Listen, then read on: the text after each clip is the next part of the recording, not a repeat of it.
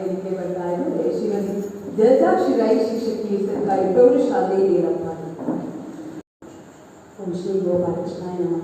ಕೇರಳ ರಾಜ್ಯ ಕರ್ನಾಟಕ ಕನ್ನಡ ಚುಟುಕು ಸಾಹಿತ್ಯ ಪರಿಷತ್ ಕಾಸರಗೋಡು ಇದರ ಸ್ಥಾಪಕ ಸಂಚಾಲಕರಾದಂತಹ ಡಾಕ್ಟರ್ ವಾಮನ್ ರಾವ್ ಬೇಕರ್ ಇವರ ನೇತೃತ್ವದಲ್ಲಿ ಇಂದು ವೃತ್ತಿಯಲ್ಲಿ ವೈದ್ಯರಾಗಿ ಜನಾಂಗರಾಗಿದ್ದಂತಹ ಪ್ರವೃತ್ತಿಯಲ್ಲಿ ಉತ್ತಮವಾದಂತಹ ಒಂದು ಕೀರ್ತಿಯನ್ನು ಪಡೆದಂತಹ ಡಾಕ್ಟರ್ ನವನಂದ ಬಳ್ಳಾರಿ ಇವರು ನಮ್ಮ ಕಾರ್ಯಕ್ರಮದ ಅಧ್ಯಕ್ಷತೆಯನ್ನು ವಹಿಸಲಿದ್ದಾರೆ. ಹೀಗೆ ನಮ್ಮ ಈ ಕಾರ್ಯಕ್ರಮದ ಅಂಗವಾಗಿ ಕೇರಳ ರಾಜ್ಯ ಕನ್ನಡ ಚುಟುಕು ಸಾಹಿತ್ಯ ಪರಿಷತ್ತು, ಅದೇ ರೀತಿ ಧನಾರಿಶ್ರೀ ಯಕ್ಷಗಾನ ಕಲಾ ಸಂಘ ಇದರ ಪ್ರಯುಕ್ತ ಇವರಿಗೆ ಹಾರ್ದಿಕ ಸ್ವಾಗತವನ್ನು ಬಯಸುತ್ತೇವೆ. ಅದೇ ರೀತಿಯಾಗಿ ನಮ್ಮ ಈ ಕಾರ್ಯಕ್ರಮಕ್ಕೆ ಪ್ರಾಸ್ತಾವಿಕ ಭಾಷಣವನ್ನು ನುಡಿಯಲಿದ್ದಾರೆ ಕನ್ನಡ ಚುಟುಕು ಸಾಹಿತ್ಯ ಪರಿಷತ್ ಕಾಸರಗೋಡು. ಅದೇ ರೀತಿಯಾಗಿ ನಮ್ಮ ಈ ಕಾರ್ಯಕ್ರಮಕ್ಕೆ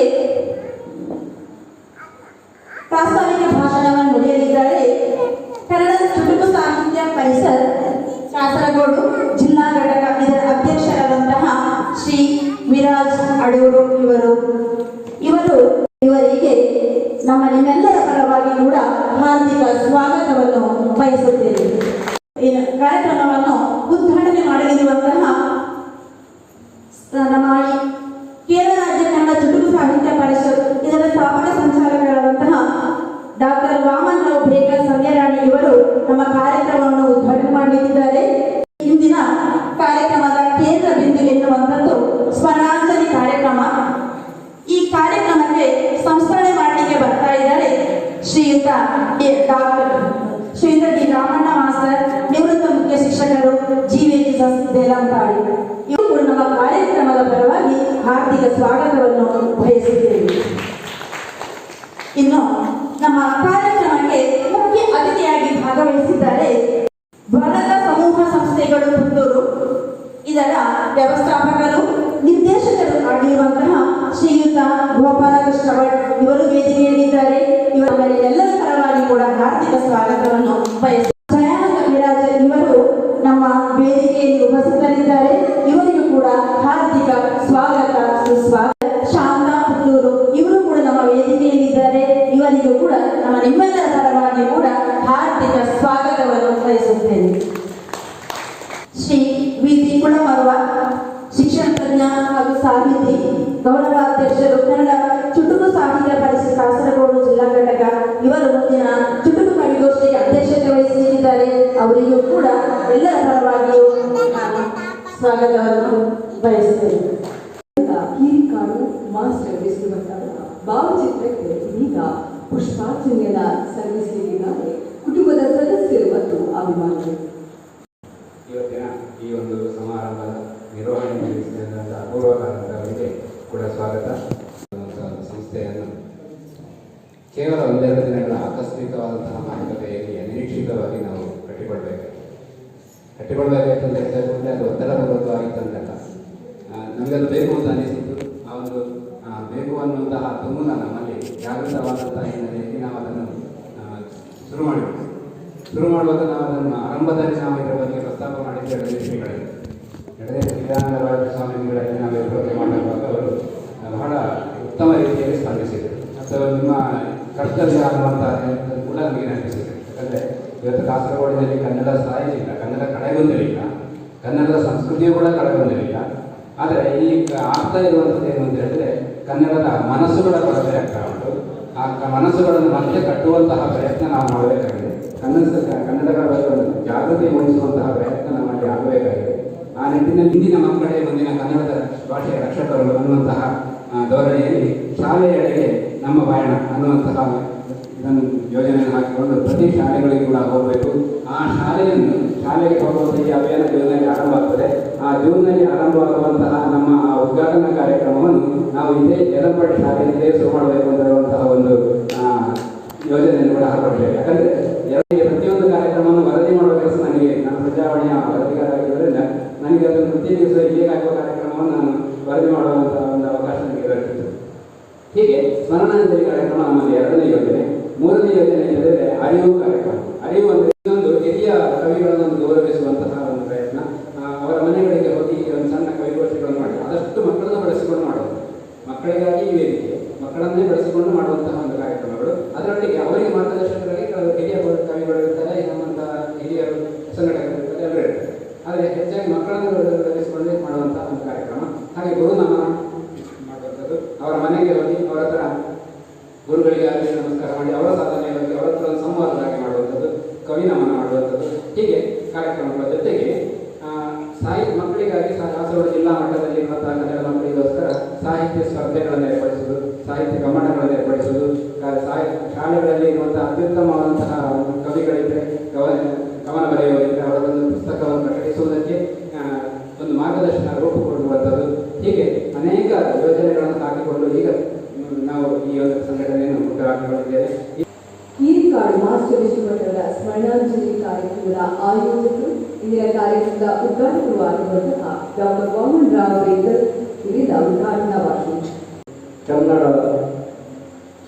ಸಾಹಿತ್ಯ, ಕನ್ನಡ ಭಾಷೆ ಮತ್ತು ನಮ್ಮ ನಾಡುಗಳ ಸಂಸ್ಕೃತಿಯನ್ನು ಮುಂದಿನ ಪೀಳಿಗೆಗೆ ಹಸ್ತಾಂತರಿಸಬಹುದು, ಹೇಗೆ ಇದನ್ನು ಮುಂದುವರಿಸಬಹುದು? ಈ ಯಾಂತ್ರಿಕ ಈಗಿನ ಮಾಧ್ಯಮದ ಹಾವಳಿಯಿಂದ, ಈ ಮಾಧ್ಯಮದ ಉಪಕರಣಗಳ ಹಾವಳಿಗೆ ಮನುಷ್ಯ ವಸ್ತುವಾಗುತ್ತಿರುವ, ಉಪಕರಣವಾಗುತ್ತಿರುವಂತಹ ಈ ಕಾಲಘಟ್ಟದಲ್ಲಿ ನಮ್ಮ ಮಕ್ಕಳನ್ನು ಯಾವ ರೀತಿಯಲ್ಲಿ ಹಿಂದಿನ ನಮ್ಮ ಹಿರಿಯರು ಹೇಗೆ ಸಂಸ್ಕಾರಯುಕ್ತ ಒಂದು ಸಮಾಜವನ್ನು ಕಟ್ಟಿದರೂ ಅದನ್ನು ಹೇಗೆ ಮುಂದುವರಿಸಬಹುದು ಎಂಬ ಜಿಜ್ಞಾಸೆಗಳಾದಾಗ ನಮಗೆ ಈ ಶಾಲಾ ಕಾಲೇಜುಗಳಲ್ಲಿ ಪ್ರಥಮ ಹೆಜ್ಜೆ ಇಡುತ್ತಿರುವ ವಿದ್ಯಾರ್ಥಿಗಳ ಮೂಲಕ ಭಾಷಾ ಸ್ನೇಹವನ್ನು, ಸಾಹಿತ್ಯ ಸ್ನೇಹವನ್ನು ಮುಂದುವರಿಸಿದರೆ ಮಾತ್ರ ಇದರ ಮುಂದುವರಿಕೆ ಒಂದಿಷ್ಟಾದರೂ ಆಗಬಹುದು. ಚಿಗುರುವ, ಮೊಳೆಯುವ ಆ ಸಣ್ಣ ಗಿಡಗಳಿಗೆ ನೀರು ಗೊಬ್ಬರ ಹಾಕಿದರೆ ಮಾತ್ರ ಉತ್ತಮ ಫಸಲು ನೀಡುವ ಗಿಡಗಳು, ಮರಗಳು ಬೆಳೆಯಬಹುದೆಂಬ ಆಸೆ ಎಂದು ಹೋಗುವುದು. ಅಂತಹ ಕಾರ್ಯವನ್ನು ಮಾಡುವಾಗ ಕನ್ನಡ ಭವನ ಇದ್ದರೆ ಅದು ಯಾವುದೋ ಒಂದು ಸಂಸ್ಥೆ ಇದರ ಹೆಸರಿನಲ್ಲಿ ಹಾಗೆ ಹೀಗೆ ಬೇಡ ಎಂಬ ಉದ್ದೇಶದಿಂದ ಕನ್ನಡ ಚುಟುಕು ಸಾಹಿತ್ಯ ಪರಿಷತ್ ಎಂಬ ಜನ ಸಹಕಾರದೊಂದಿಗೆ ಎಲ್ಲರನ್ನು ಸೇರಿಸಿ ಒಂದು ನಮ್ಮದೇ ಆದ ಪರಿಷತ್ತನ್ನು ನಾವು ರೂಪಿಸಿಕೊಂಡೆವು.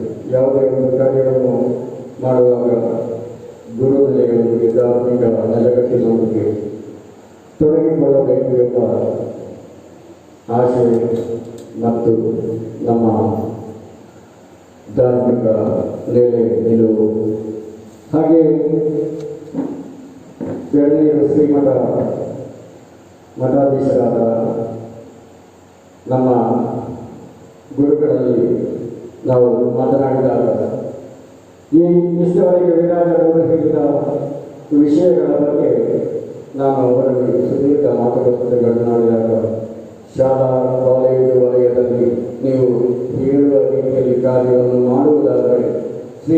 ಸಂಪೂರ್ಣ ಸಹಕಾರ ನೀಡುತ್ತದೆ ಎಂಬ ಭರವಸೆಯನ್ನು ನೀಡಿದಾಗ ನಮ್ಮ ಚಿಂತನೆಗೆ ಪುಷ್ಟಿ ಪರಸ್ಪರ ಸಂಬಂಧ ಸಹಕಾರದೊಂದಿಗಿನ ಜೀವನ ಮಾತ್ರ ಸಂಸ್ಕಾರಯುತ ಒಂದು ಜೀವಿತದ ದಿಶೆಯುತ ಮನುಷ್ಯನನ್ನು ಕೊಂಡೊಯ್ಯಬಲ್ಲದು. ಇದು ನಾವು ಕಂಡಿದ್ದೇವೆ. ಆ ಕಂಡದನ್ನು ನಮ್ಮ ಮಕ್ಕಳ ನಮ್ಮ ಸರಿಯಲ್ಲವರ ಜೀವಿತದಲ್ಲಿ ಅಳವಡಿಸಲು ನಾವು ಸರ್ವದಾ ಪ್ರಯತ್ನ ಮಾಡಬೇಕು ಎಂಬ ಕರೆಯೊಂದಿಗೆ ಇಷ್ಟವರೆಗೆ ನಾನು ಕನ್ನಡ ಜಾಗೃತಿ ಅಂತ ಹೇಳುತ್ತಿದ್ದೆ. ಕನ್ನಡ ಜಾಗೃತಿ ಮಾತ್ರ ಕನ್ನಡದ ಜಾಗ್ರತೆ, ಸಂಸ್ಕೃತಿಯ ಜಾಗ್ರತೆ. ಈ ಕಾಲಘಟ್ಟದಲ್ಲಿ ನಾವು ಅದಕ್ಕಾಗಿ ಸಮಯ ವ್ಯರ್ಥ ಮಾಡದಿದ್ದರೆ, ವಿನಿಯೋಗಿಸದಿದ್ದರೆ ಮುಂದಿನ ನಾಗಂಡ ಯುವತಿನ ನಾನು ಕಂಡ ಪಾಶ್ಚಾತ್ಯ ಜಗತ್ತಿನ ಬದುಕು, ಅನ್ಯರಾಗುವ ನಮ್ಮ ಮಕ್ಕಳು, ಅನ್ಯರಾಗುವ ನಮ್ಮ ಸಂಬಂಧಿಗಳ ನಾವು ಕಾಣಬೇಕಾದ ದುರವಸ್ಥೆಯ ಹಂತಕ್ಕೆ ನಾವು ತಲುಪುತ್ತಿದ್ದೇವೆ.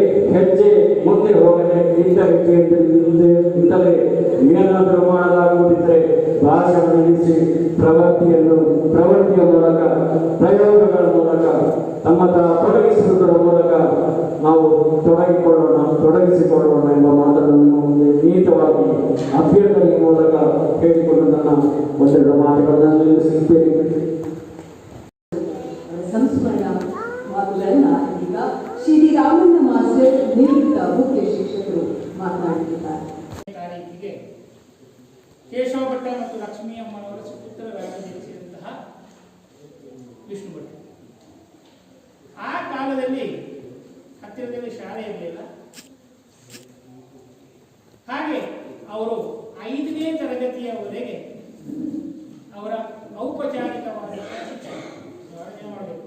ನಾನೊಬ್ಬ ಶಿಕ್ಷಕ, ಆದ ಕಾರಣ ನಾನು ಹೇಳೋದು 5ನೇ ತರಗತಿಯವರೆಗೆ ಔಪಚಾರಿಕವಾಗಿ ಶಿಕ್ಷಣವನ್ನು ಪಡೆದಂತಹ ಮಾಸ್ಟರ್ ವಿಷ್ಣು ಭಟ್ ಅವರು ತಮ್ಮ 16ನೇ ವಯಸ್ಸಿನಲ್ಲಿ 16ನೇ ವಯಸ್ಸಿನಲ್ಲಿ ಅವರು ಶ್ವೇತಕುಮಾರ ಚರಿತ್ರೆ ಎನ್ನುವಂತಹ ಯಕ್ಷಗಾನ ಪ್ರಸಂಗವನ್ನು ರಚಿಸಿದ್ದಾರೆ. ನಾನು ಆ ಪ್ರಸಂಗವನ್ನು ಹೇಳಿದ್ದೆ ಯಾಕೆ ಅಂತ ಹೇಳಿದ್ರೆ, ಅಂದಿನಿಂದ ಇಂದಿನವರೆಗೆ ಅದು ಎಷ್ಟು 1000 ಸಲ ಪ್ರದರ್ಶನಗೊಂಡಿರಬಹುದು. ಈಗಲೂ ಅತ್ಯಂತ ಪ್ರಸಿದ್ಧವಾದಂತಹ ಯಕ್ಷಗಾನ ಪ್ರಸಂಗಗಳಲ್ಲಿ ಒಂದು ಶ್ವೇತಕುಮಾರ ಚರಿತ್ರೆ. ಅಂತಹ 50 ಪುಸ್ತಕಗಳನ್ನು ಪ್ರಧಾನವಾದಂತಹ ಪಂಚಾಕ್ಷ ಕಲ್ಯಾಣ, ಯಕ್ಷಗಾನದ ಆಸಕ್ತಿ, ಸ್ವಯಂ ಪ್ರಭಾ ಪರಿಣಯ, ಇದೆಲ್ಲ ಅವರ ಮಾಸ್ಟರ್ ಪೀಸ್ಗಳು ಅಂತ ಹೇಳ್ಬೋದು. ಆದರೆ ದುರದೃಷ್ಟ ಅಂತ ಹೇಳಿದ್ರೆ, ನಮಗೆ ಏನು ಅಂತ ಕೇಳಿದ್ರೆ, ಈಗ ಶ್ವೇತಕುಮಾರ ಚರಿತ್ರೆ ಪ್ರಸಂಗವನ್ನು ಎಲ್ಲರೂ ಆಡ್ತಾರೆ, ಪ್ರಸಂಗ ಶ್ವೇತಕುಮಾರ ಅಂತ ಹೇಳ್ತಾರೆ. ಆದರೆ ಕೃತಿಗಾರರು ಯಾರು ಅಂತೇಳಿ ಯಾರು ಹಾಕುವುದಿಲ್ಲ. ನಿಜವಾಗಿ ಅದು ಹಾಕಬೇಕಾದದ್ದು, ನಿಜವಾಗಿಯೂ ಅದು ಅವರಿಗೆ ಕೊಡಬೇಕಾದಂತಹ ಗೌರವ ಇರುವುದು.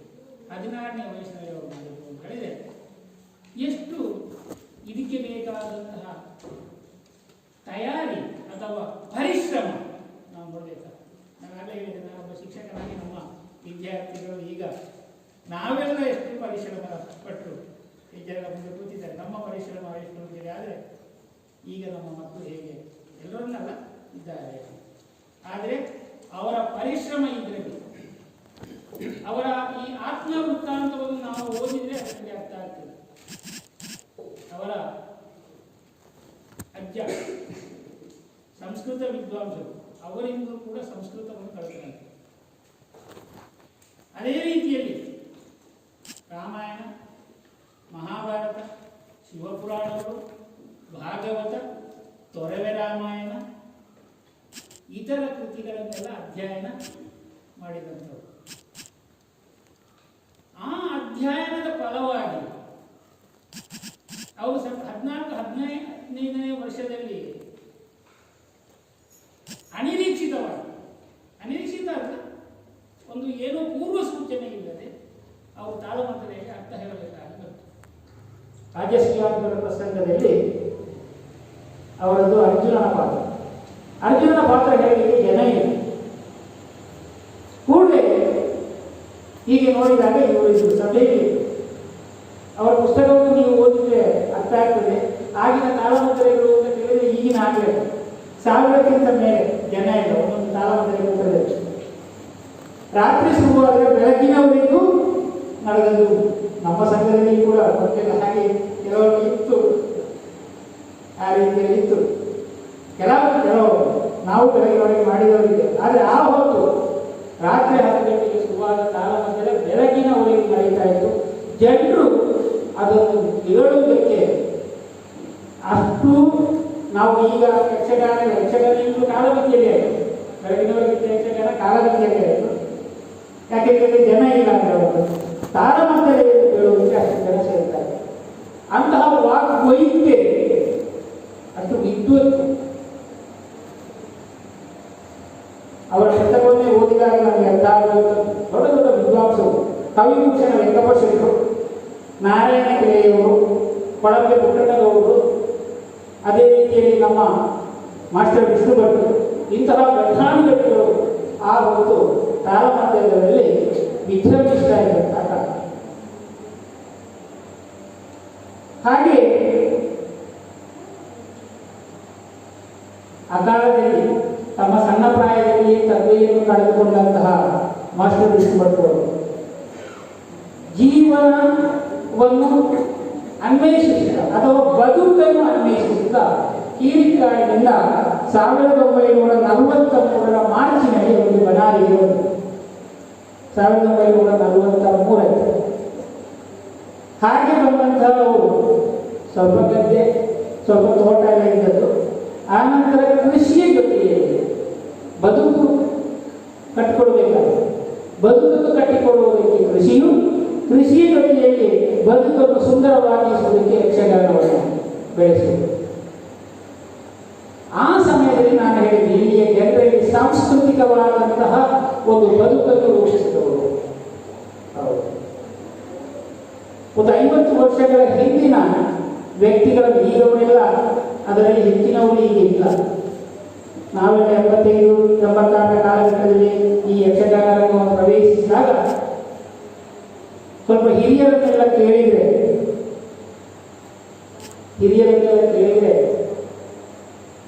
ನೋಡು ನಿಮ್ಮಲ್ಲ ಕೆಲಸ ನೀಪಲ್ಲಿ ಮಾಡಿಕೊಂಡರು ರೂಢಿಪಾರರು. ಈ ಪದ್ಯವನ್ನು ಹೇಳದಂತಹ ಜನ ಇಲ್ಲ. ಅಥವಾ ಪದ್ಯ ಹೇಳಲಿಲ್ಲ ಅಂತಾದರೆ ಒಂದು ಅರ್ಥ ಹೇಳಬೇಕು. ಅರ್ಥ ಹೇಳಲಿಲ್ಲ ಅಂತ ಹೇಳಿದ್ರೆ ಆ ಕಾಲದಲ್ಲಿ ಯಕ್ಷಗಾನ ನಾಟಕ ಸಭಾಗೆ ಆಗಿದ್ದು. ಈಗಿನ ಯಕ್ಷಗಾನ ಅಲ್ಲ, ನಾಟಕದಲ್ಲಿ ಯಕ್ಷಗಾನ ನಾಟಕ ಸಭಾ. ಆ ಯಕ್ಷಗಾನ ನಾಟಕದಲ್ಲಿ ಪಾತ್ರ ಮಾಡಿದವರು ಅದು ಏನು ಗೊತ್ತಿಲ್ಲ, ಹಿಮ್ಮೇಲವರು ಯಾವುದರಲ್ಲಿ ಆದರೂ ಒಂದರಲ್ಲಿ ಆದರೂ ಕೈಯಾಡಿಸದೇ ಇದ್ದಂತಹ ವ್ಯಕ್ತಿಗಳು ತುಂಬ ಅಪರೂಪ.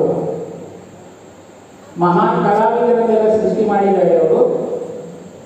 ಮಹಾನ್ ಕಲಾವಿದರನ್ನೆಲ್ಲ ಈ ಕಲಾವಿದರು 1945ರಲ್ಲಿ ಇಲ್ಲಿ ಬಂದು ನೆಲೆ ನಿಂತು ಒಂದು ನೆಲೆ ಭದ್ರವಾದಾಗ 45ರಲ್ಲಿ ಇಲ್ಲೊಂದು ಕಲಾಮಂದಿರವನ್ನು ಕಟ್ಟುವಂತಹ ಆಲೋಚನೆ ಮಾಡಿ ಅವರು ಇದಕ್ಕೆ ಬೇಕಾದಂತಹ ಭೂಮಿ ಅಗೆಯುತ್ತಾ ಇರುವಂತಹ ಸಂದರ್ಭದಲ್ಲಿ ಸಾಲಿಗ್ರಾಮವನ್ನು ಸಿಕ್ಕಿದರು ಈ ಜಾಗದಲ್ಲಿ. ಮಾಸ್ಟರ್ ವಿಷ್ಣು ಭಟ್ರವರ ಆರಾಧ್ಯ ದೈವ ಗೋಪಾಲಕೃಷ್ಣ. ಹಾಗೆ ಆ ಸಾಲಿಗ್ರಾಮವು ಸಿಕ್ಕಿದಾಗ ದೈವ ಪ್ರೇರಣೆ ಅಂತ ಹೇಳಿ ಅವರಿಗೆ ಆಯಿತು. ಅದಕ್ಕೆ ದೈವದ ಅನುಕೂಲ ಆಯಿತು. ಹಾಗೆ ಗೋಪಾಲಕೃಷ್ಣನ ಆರಾಧನೆಯಲ್ಲಿ ಅಂದಿನಿಂದ ಇಂದಿನವರೆಗೂ ಈ ಸಂಘ ಮುನ್ನಡೆಯುತ್ತಾ ಬರ್ತಾ ಇದೆ. ನಮ್ಮ ಸಂಘದ ಕೆಲವು ಕಲಾವಿದರ ಅನುಭವಗಳು ಅಥವಾ ನಮ್ಮ ಅನುಭವ ನಾವು ಹೇಳುವುದಾದರೆ ಈಗ ಸ್ವಲ್ಪ ಕಡಿಮೆ. ನಮ್ಮ ಸಂಘದ ಕಲಾವಿದರು ದೇವಪಾಡಿ ಪರಿಸರದಲ್ಲಿ ಅಥವಾ ಈ ಊರಿನ ಸುತ್ತಮುತ್ತ ಎಲ್ಲ ಇದು ನಮ್ಮ ಕೊರೋನಾ ಬರುವುದಕ್ಕಿಂತ ಮೊದಲು ಸ್ಪಷ್ಟವಾಗಿ ಹೇಳುವುದಾದರೆ ದೈವ ಕೂಡ ಇರಬಹುದು, ಮದುವೆ ಇರಬಹುದು, ಇನ್ನಿತರೆ ಯಾವುದೇ ಕಾರ್ಯಕ್ರಮಗಳು, ಮದುವೆಯ ಸಂದರ್ಭ ಇರಬಹುದು. ಈ ಎಲ್ಲ ಸಂದರ್ಭದಲ್ಲಿ ತಾಳಮದ್ದಳೆ ಕೂಟಗಳೆಲ್ಲ ಆಯೋಜಿಸ್ತಾ ಇದೆ. ಅಂತಹ ಸಂದರ್ಭದಲ್ಲಿ ಗೋಪಾಲಕೃಷ್ಣ ದೇವರ ಹೆಸರು ಹೇಳಿ ನಾವು ಒಂದು ಪ್ರಸಂಗ, ಒಂದು ತಾಳಮದ್ದಳೆಯನ್ನು ಅಲ್ಲಿ ಹೋಗಿ ನಡೆಸಿದೇ ಹೋಗ್ತೇವೆ. ಆದರೆ ಬರೀ ಮೋಸ ಅಂದರೆ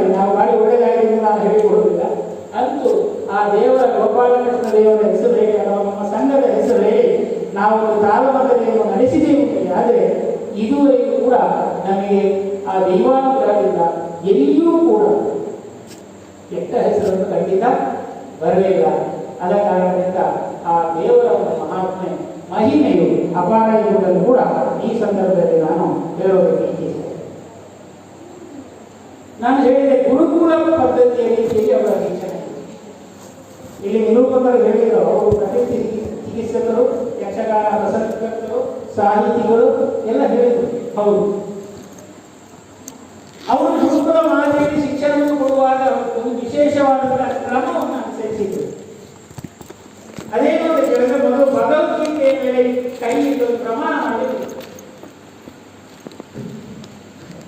ಭಗವದ್ಗೀತೆಯ ಮೇಲೆ ಪ್ರಮಾಣ ಇಟ್ಟು ಒಂದು ಪ್ರಮಾಣ ಏನು ಅಂತ ಹೇಳಿದ್ರೆ, ನಾನು ಇನ್ನು ಮುಂದೆ ಮದ್ಯ ಸೇವಿಸುವುದಿಲ್ಲ, ಧೂಮಪಾನ ಮಾಡುವುದಿಲ್ಲ ಎನ್ನುವಂತಹ ಪ್ರಮಾಣವನ್ನು ಮಾಡಿ ಮೇಲೆ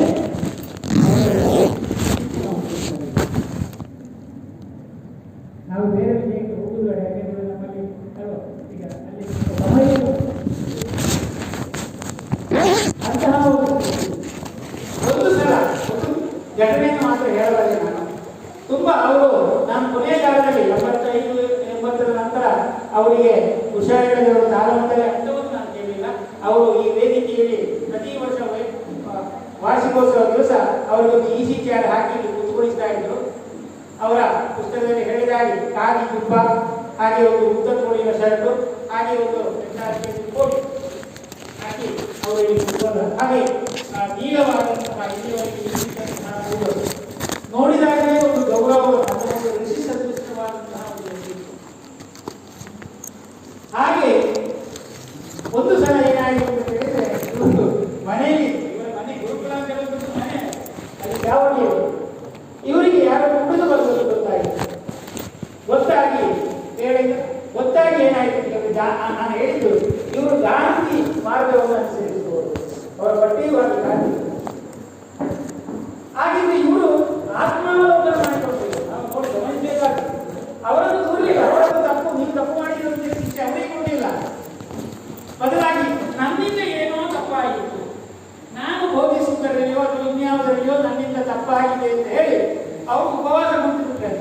ಪದ್ಮಾಸನ ಹಾಕಿ ಉಳಿದು ಇವರು ಇದು ಎಲ್ಲರಿಗೂ ಗೊತ್ತಾಗಿದೆ. ಗುರುಗಳು ಉಪವಾಸ ಇದ್ದಾರೆ, ಏನು ತಿನ್ನುವುದಿಲ್ಲ, ಅನ್ನ ಹಾಗೆ ಎಲ್ಲರಲ್ಲಿ ಆತಂಕ ಶುರುವಾಯಿತು. ಯಾರು ಯಾರು ಯಾರು ಅಂತೇಳಿ ಕಳ್ಳ ಯಾರು ಅಂತೇಳಿ ಕಳ್ಳನಿಗೂ ಉಂಟಾಗ ಮಾರನೇ ದಿವಸ ಸಂಜೆ ಆಯಿತು. 24 ಹತ್ತಿರ ಬಂತು.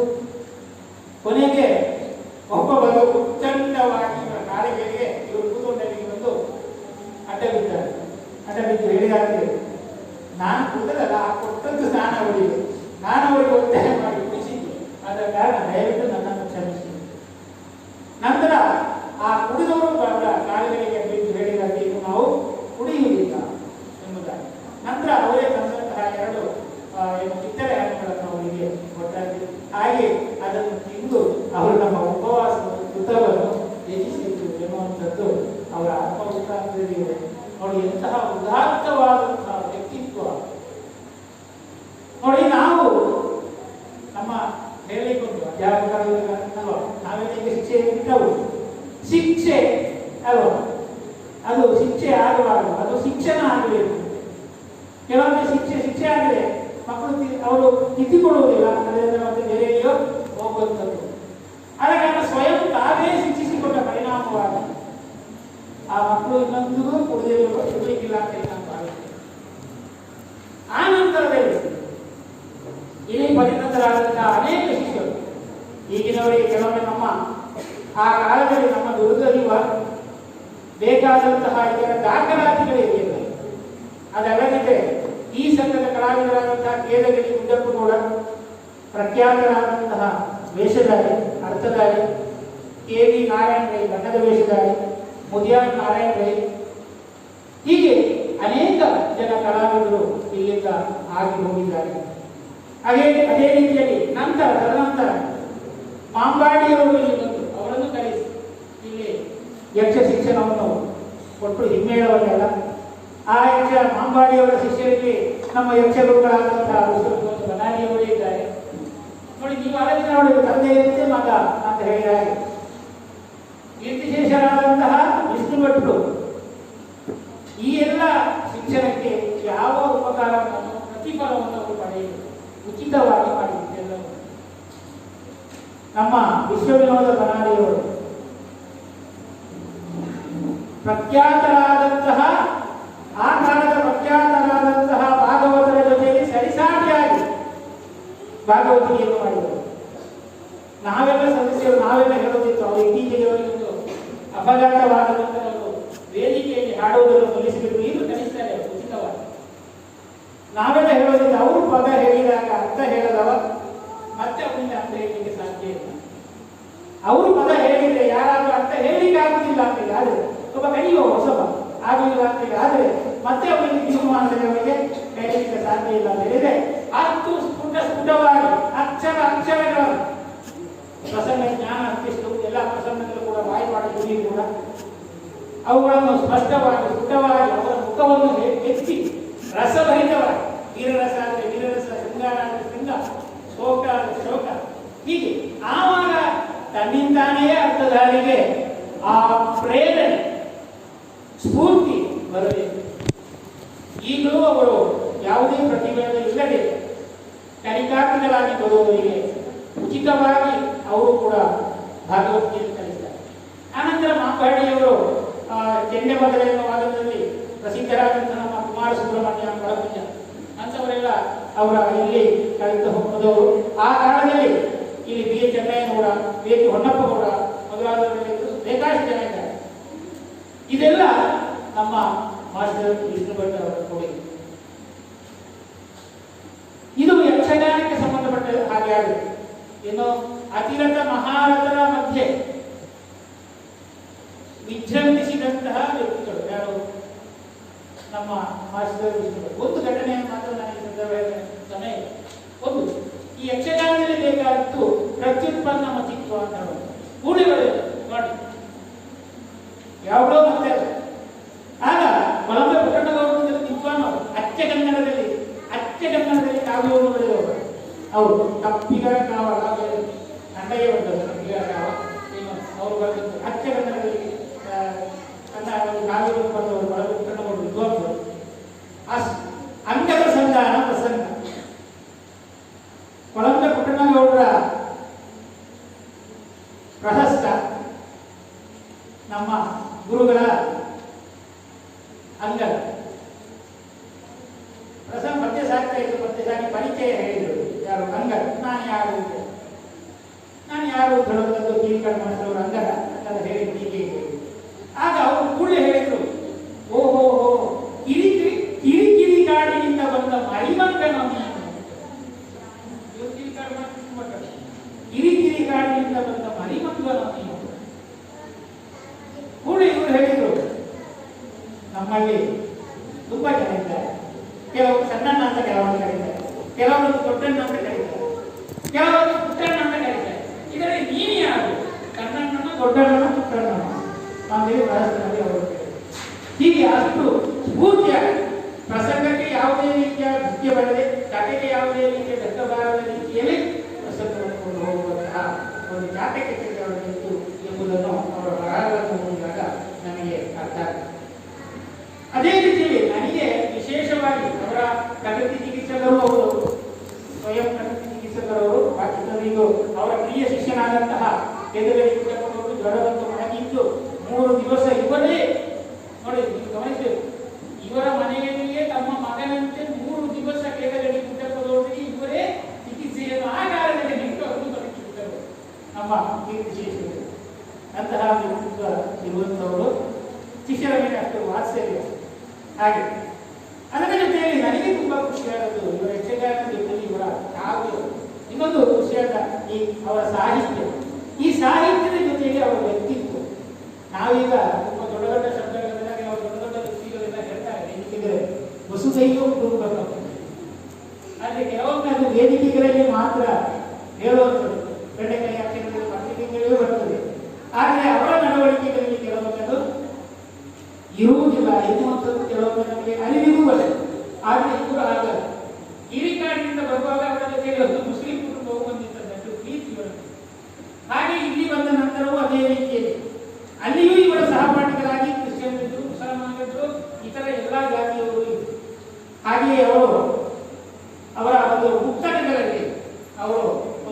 ಮುಕ್ತದ ಬರಬೇಕು. ಆ ಮುಕ್ತದ ನೀವು ತುಂಬಾ ಖುಷಿ ಕೊಟ್ಟಂತದ್ದು ನೋಡಿ.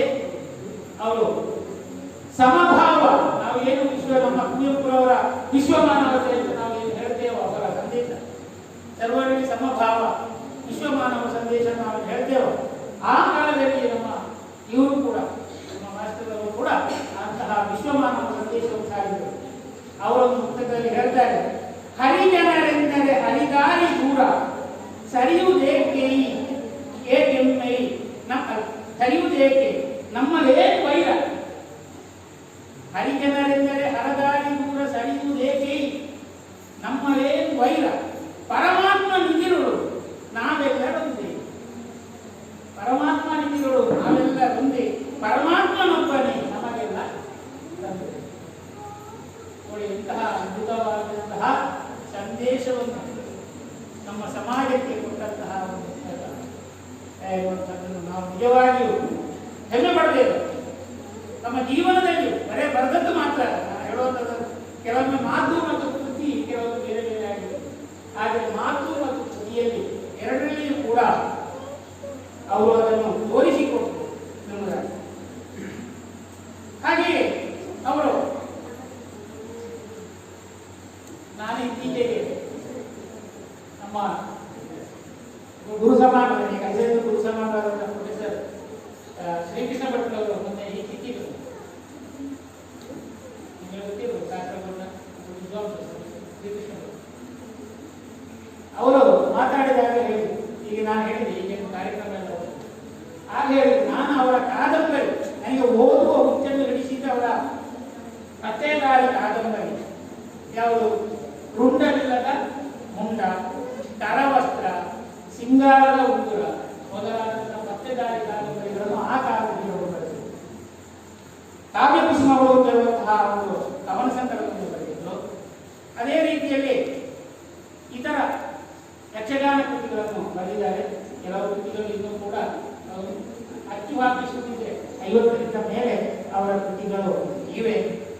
ವಿಷ್ಣು ಶರಣ ದರ್ಪಣ ಅಂತಿರುವಂತಹ ಪುಸ್ತಕಗಳ ಒಂದು ಸಂಗ್ರಹವನ್ನು ಕೂಡ ಬಿಡುಗಡೆ ಮಾಡಿದ್ದಾರೆ. ಹಾಗೆ ಡಾಕ್ಟರ್ ರಮಾನಂದ ಬನಾಗಿಯವರು ಅವರ ಆತ್ಮ ಕಥನದಲ್ಲಿ ಹೇಳಿದ್ದು, ಅವರ ತಂದೆಯವರ ಅರ್ಥ ಹೇಗೆ ಅಂತ ಹೇಳಿದ್ರೆ, ಅವರ ಮಾತು ನೋಡಿ, ಅವರ ಮಾತು ನಾದದಲೆಯ ಮೇಲೆ ಶಬ್ದದ ದೋಣಿ ಹರಿದಂತೆ, ನಾದದ ಅಲೆಯ ಮೇಲೆ ಶಬ್ದದ ದೋಣಿ ಹರಿದಂತೆ ಇವರ ಅರ್ಥಗಾರಿಕೆ. ಆದರೆ ಏನು ಬೇಕಾದಲ್ಲಿ ಏನು. ಅದೇ ರೀತಿಯಲ್ಲಿ ಕರ್ಣನಾಗಿ ಅವರ ಬರಹದಲ್ಲಿ ಇತರ ಕನ್ನಡವನ್ನು ಕೇಳಿದಾಗ ಹೇಳಿ, ಕರ್ಣನಾದರೆ ಕೊನೆಯ ಆ ಕರ್ಣಾವಸಾನದ ಪದ್ಯಗಳು ಉಂಟಾಗಿದೆ. ಆ ಪದ್ಯಗಳಿಗೆಲ್ಲ ಅವರೇ ಕಣ್ಣಿನಿಂದ ಕಣ್ಣನೀರು ಧಾರೆಯಾಗಿ, ಅವರ ಕಣ್ಣಿನಿಂದ ಧಾರೆಯಾಗಿ ನೀರು ಹರಿತಾ ಇದ್ದಾರೆ. ಇದನ್ನು ಕೇಳಿದಂತಹ ಪ್ರೇಕ್ಷಕರಿಗೆ ಕೂಡ ಕಣ್ಣನೀರು ಬರ್ತಾ ಇದೆ. ಅಂತಹ ಭಾವುಕತೆಯನ್ನು ತುಂಬಿಕೊಂಡು ಅರ್ಥ ಹೇಳ್ತಾ ಇದ್ದರು ಎಂಬುದಾಗಿ. ಕೊನೆಗೆ ಅಸೌಖ್ಯವಾಯಿತು. ಕೊನೆಗೆ 80ರ ದಶಕದ ನಂತರ ಅರ್ಥ ಹೇಳುವುದನ್ನು ಅವರು ನಿಲ್ಲಿಸಿದರು. ಋಷಿ ಸದೃಶ್ಯವಾದಂತಹ ಒಂದು ಬದುಕು ಕೊನೆಯ ಕಾಲದಲ್ಲಿ. ಅವರನ್ನು ನೋಡುವಾಗ ನಮಗೂ ಕೂಡ ಏನೋ ಒಂದು ಆ ವ್ಯಕ್ತಿತ್ವಕ್ಕೆ ಒಂದು ಗೌರವ. ಅಂತಹ ಆ ಸಣ್ಣ ಬೀಜವನ್ನು ನೋಡಿ, ಯಕ್ಷಗಾನ ಬನಾರಸಿ ಗೋಪಾಲಕೃಷ್ಣ ಯಕ್ಷಗಾನ ಕಲಾ ಸಂಘ ಎನ್ನುವಂತಹ ಸಂಘವನ್ನು 1945ರಲ್ಲಿ ಪ್ರಪ್ರಥಮವಾಗಿ ಇಲ್ಲಿ ವಾರ್ಷಿಕೋತ್ಸವ 1945ರಲ್ಲಿ ಕಳೆದ ವರ್ಷದವರೆಗೂ ನಡೆದುಕೊಂಡು ಬಂದಿದೆ. 80ನೇ ವಾರ್ಷಿಕೋತ್ಸವವನ್ನು ನಡೆಸಿದ್ದೇವೆ. ನಿರಂತರವಾಗಿ ನಮ್ಮ ಶ್ರೀಕೃಷ್ಣ ದೇವರಿಗೆ ತುಂಬಾ ಪ್ರಿಯ ವೇಣುಗೋಪಾಲ, ಶ್ರೀಕೃಷ್ಣ ವೇಣುಗೋಪಾಲ. ಆದ ಕಾರಣಕ್ಕೆ ಅವನಿಗೆ ನಾದ ಅಲ್ವಾ, ಲಯ, ಅದೇ ರೀತಿಯಲ್ಲಿ ಗೆಜ್ಜೆಯ ಸದ್ದು ಬಹಳ ಇಷ್ಟ. ಆದ ಕಾರಣದಿಂದ ಇವತ್ತು ಕೂಡ ಆ ಒಂದು ಗಾಯನದ ಇಂಪು ಆ ಪರಮಾತ್ಮನಿಗೆ ಸಲ್ಲುವುದಕ್ಕೆ ಅದು ಪ್ರೇರಣೆ ಇರಬಹುದು. ನಮಗೂ ಅದೊಂದು ಅವಕಾಶ ಪರಮಾತ್ಮನಿಗೆ ಒದಗಿಸಿಕೊಟ್ಟಿರಬಹುದು ಎಂದು ಭಾವಿದ್ದೇನೆ. ನಮ್ಮ ಈ ಸಂಘವನ್ನು ಅಂದು ಸ್ಥಾಪಿಸಿ ಬೀಜವಾಗಿ ಸ್ಥಾಪಿಸಿದ್ದು ಕೇವಲ ಮುಡಿಗುಂಡಿನ ಮಾಡಿದಂಗೆ ಸ್ಥಾಪನೆ ಆ ದೇವರ ಒಂದು ಕೋಣೆ ಉಂಟು, ಆಚೆ ಸಣ್ಣ ಭಾಗ ಮಾತ್ರ ಇತ್ತು. ಆನಂತರ ಇಲ್ಲಿವರೆಗೆ ಸೇರ್ಪಡೆಯಾಯಿತು. ಇವತ್ತು ನೀವು ನೋಡಿದ ಹಾಗೆ ಉತ್ತಮವಾದಂತಹ ಒಂದು ಸಭಾಂಗಣ ಇಲ್ಲಿ ನಿರ್ಮಾಣ ಆಗಿದೆ. ಅದೇ ರೀತಿಯಲ್ಲಿ ಈಗ ನೀವು ಮೇಲೆ ಹೋಗಿದ್ದೀರ ಪುಸ್ತಕದಲ್ಲಿ, ಮೇಲೆ ಹೋದ್ರೆ ಮೇಲೆಯೂ ಒಂದು ಸಣ್ಣ ಸಭಾಂಗಣ ಉಂಟು ಸಣ್ಣದು. ಅದೇ ರೀತಿಯಲ್ಲಿ ಒಂದು 5-6 ಕೊಠಡಿಗಳು ಉಂಟು. ಇಲ್ಲಿ ಉತ್ತಮವಾದಂತಹ ಗ್ರಂಥಾಲಯ ಉಂಟು. ಈಗ ಇದು ಒಂದು ಕೀರಿಕಾಡು ಸ್ಮಾರಕ ಯಕ್ಷಗಾನ ಸಾಂಸ್ಕೃತಿಕ ಅಧ್ಯಯನ ಕೇಂದ್ರವಾಗಿ ಬೆಳೆದಿದೆ. ಇದರ ಉಪಯೋಗವನ್ನು ಮಾತ್ರ ಸದುಪಯೋಗಪಡಿಸಿಕೊಳ್ಳಬೇಕು ಎನ್ನುವಂಥದ್ದು ನಮ್ಮ ಸಂಘದ ಕಳಕಳಿಯ ವಿನಂತಿ. ಇಲ್ಲಿ ಬಂದವರು ಇಂತಹದ್ದೊಂದು ಯಕ್ಷಗಾನ ಅಧ್ಯಯನ ನಡೆಸಬೇಕು, ಇನ್ನೊಂದು ಮಾಡಬೇಕು ಅಂತ ಯಾರಾದರೂ ಹೇಳಿದ್ರೆ ಅದು ಬೇಕಾದಂತಹ ಎಲ್ಲ ವ್ಯವಸ್ಥೆಗಳು ಇಲ್ಲಿದೆ.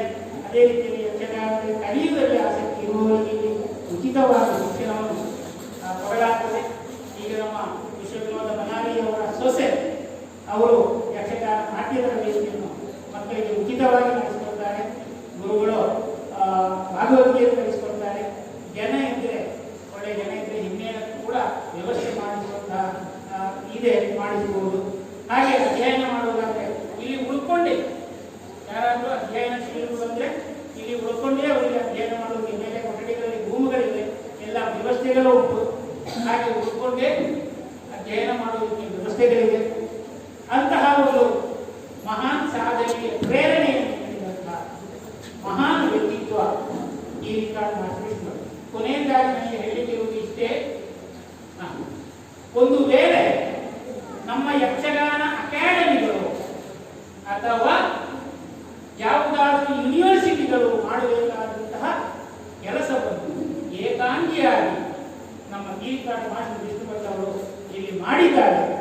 ಕೆಲವೊಮ್ಮೆ ಈಗಿನ ಕಾಲದಲ್ಲಿ ಆಗ್ತಿದ್ರೆ ನಮ್ಮ ಹರೇಕರ ಹಾಗೆಬ್ಬರಿಗೆ, ನಮ್ಮ ಸುರಂಗ ನೋಡಿದಂತಹ ನಮ್ಮ ಮಾಳಿಂಗ ನಾಯಕರಿಗೆ, ಭತ್ತದ ಬೀಜವನ್ನು ಸಂಗ್ರಹಿಸಿದಂತಹ ನಮ್ಮ ಗೋಪಾಲ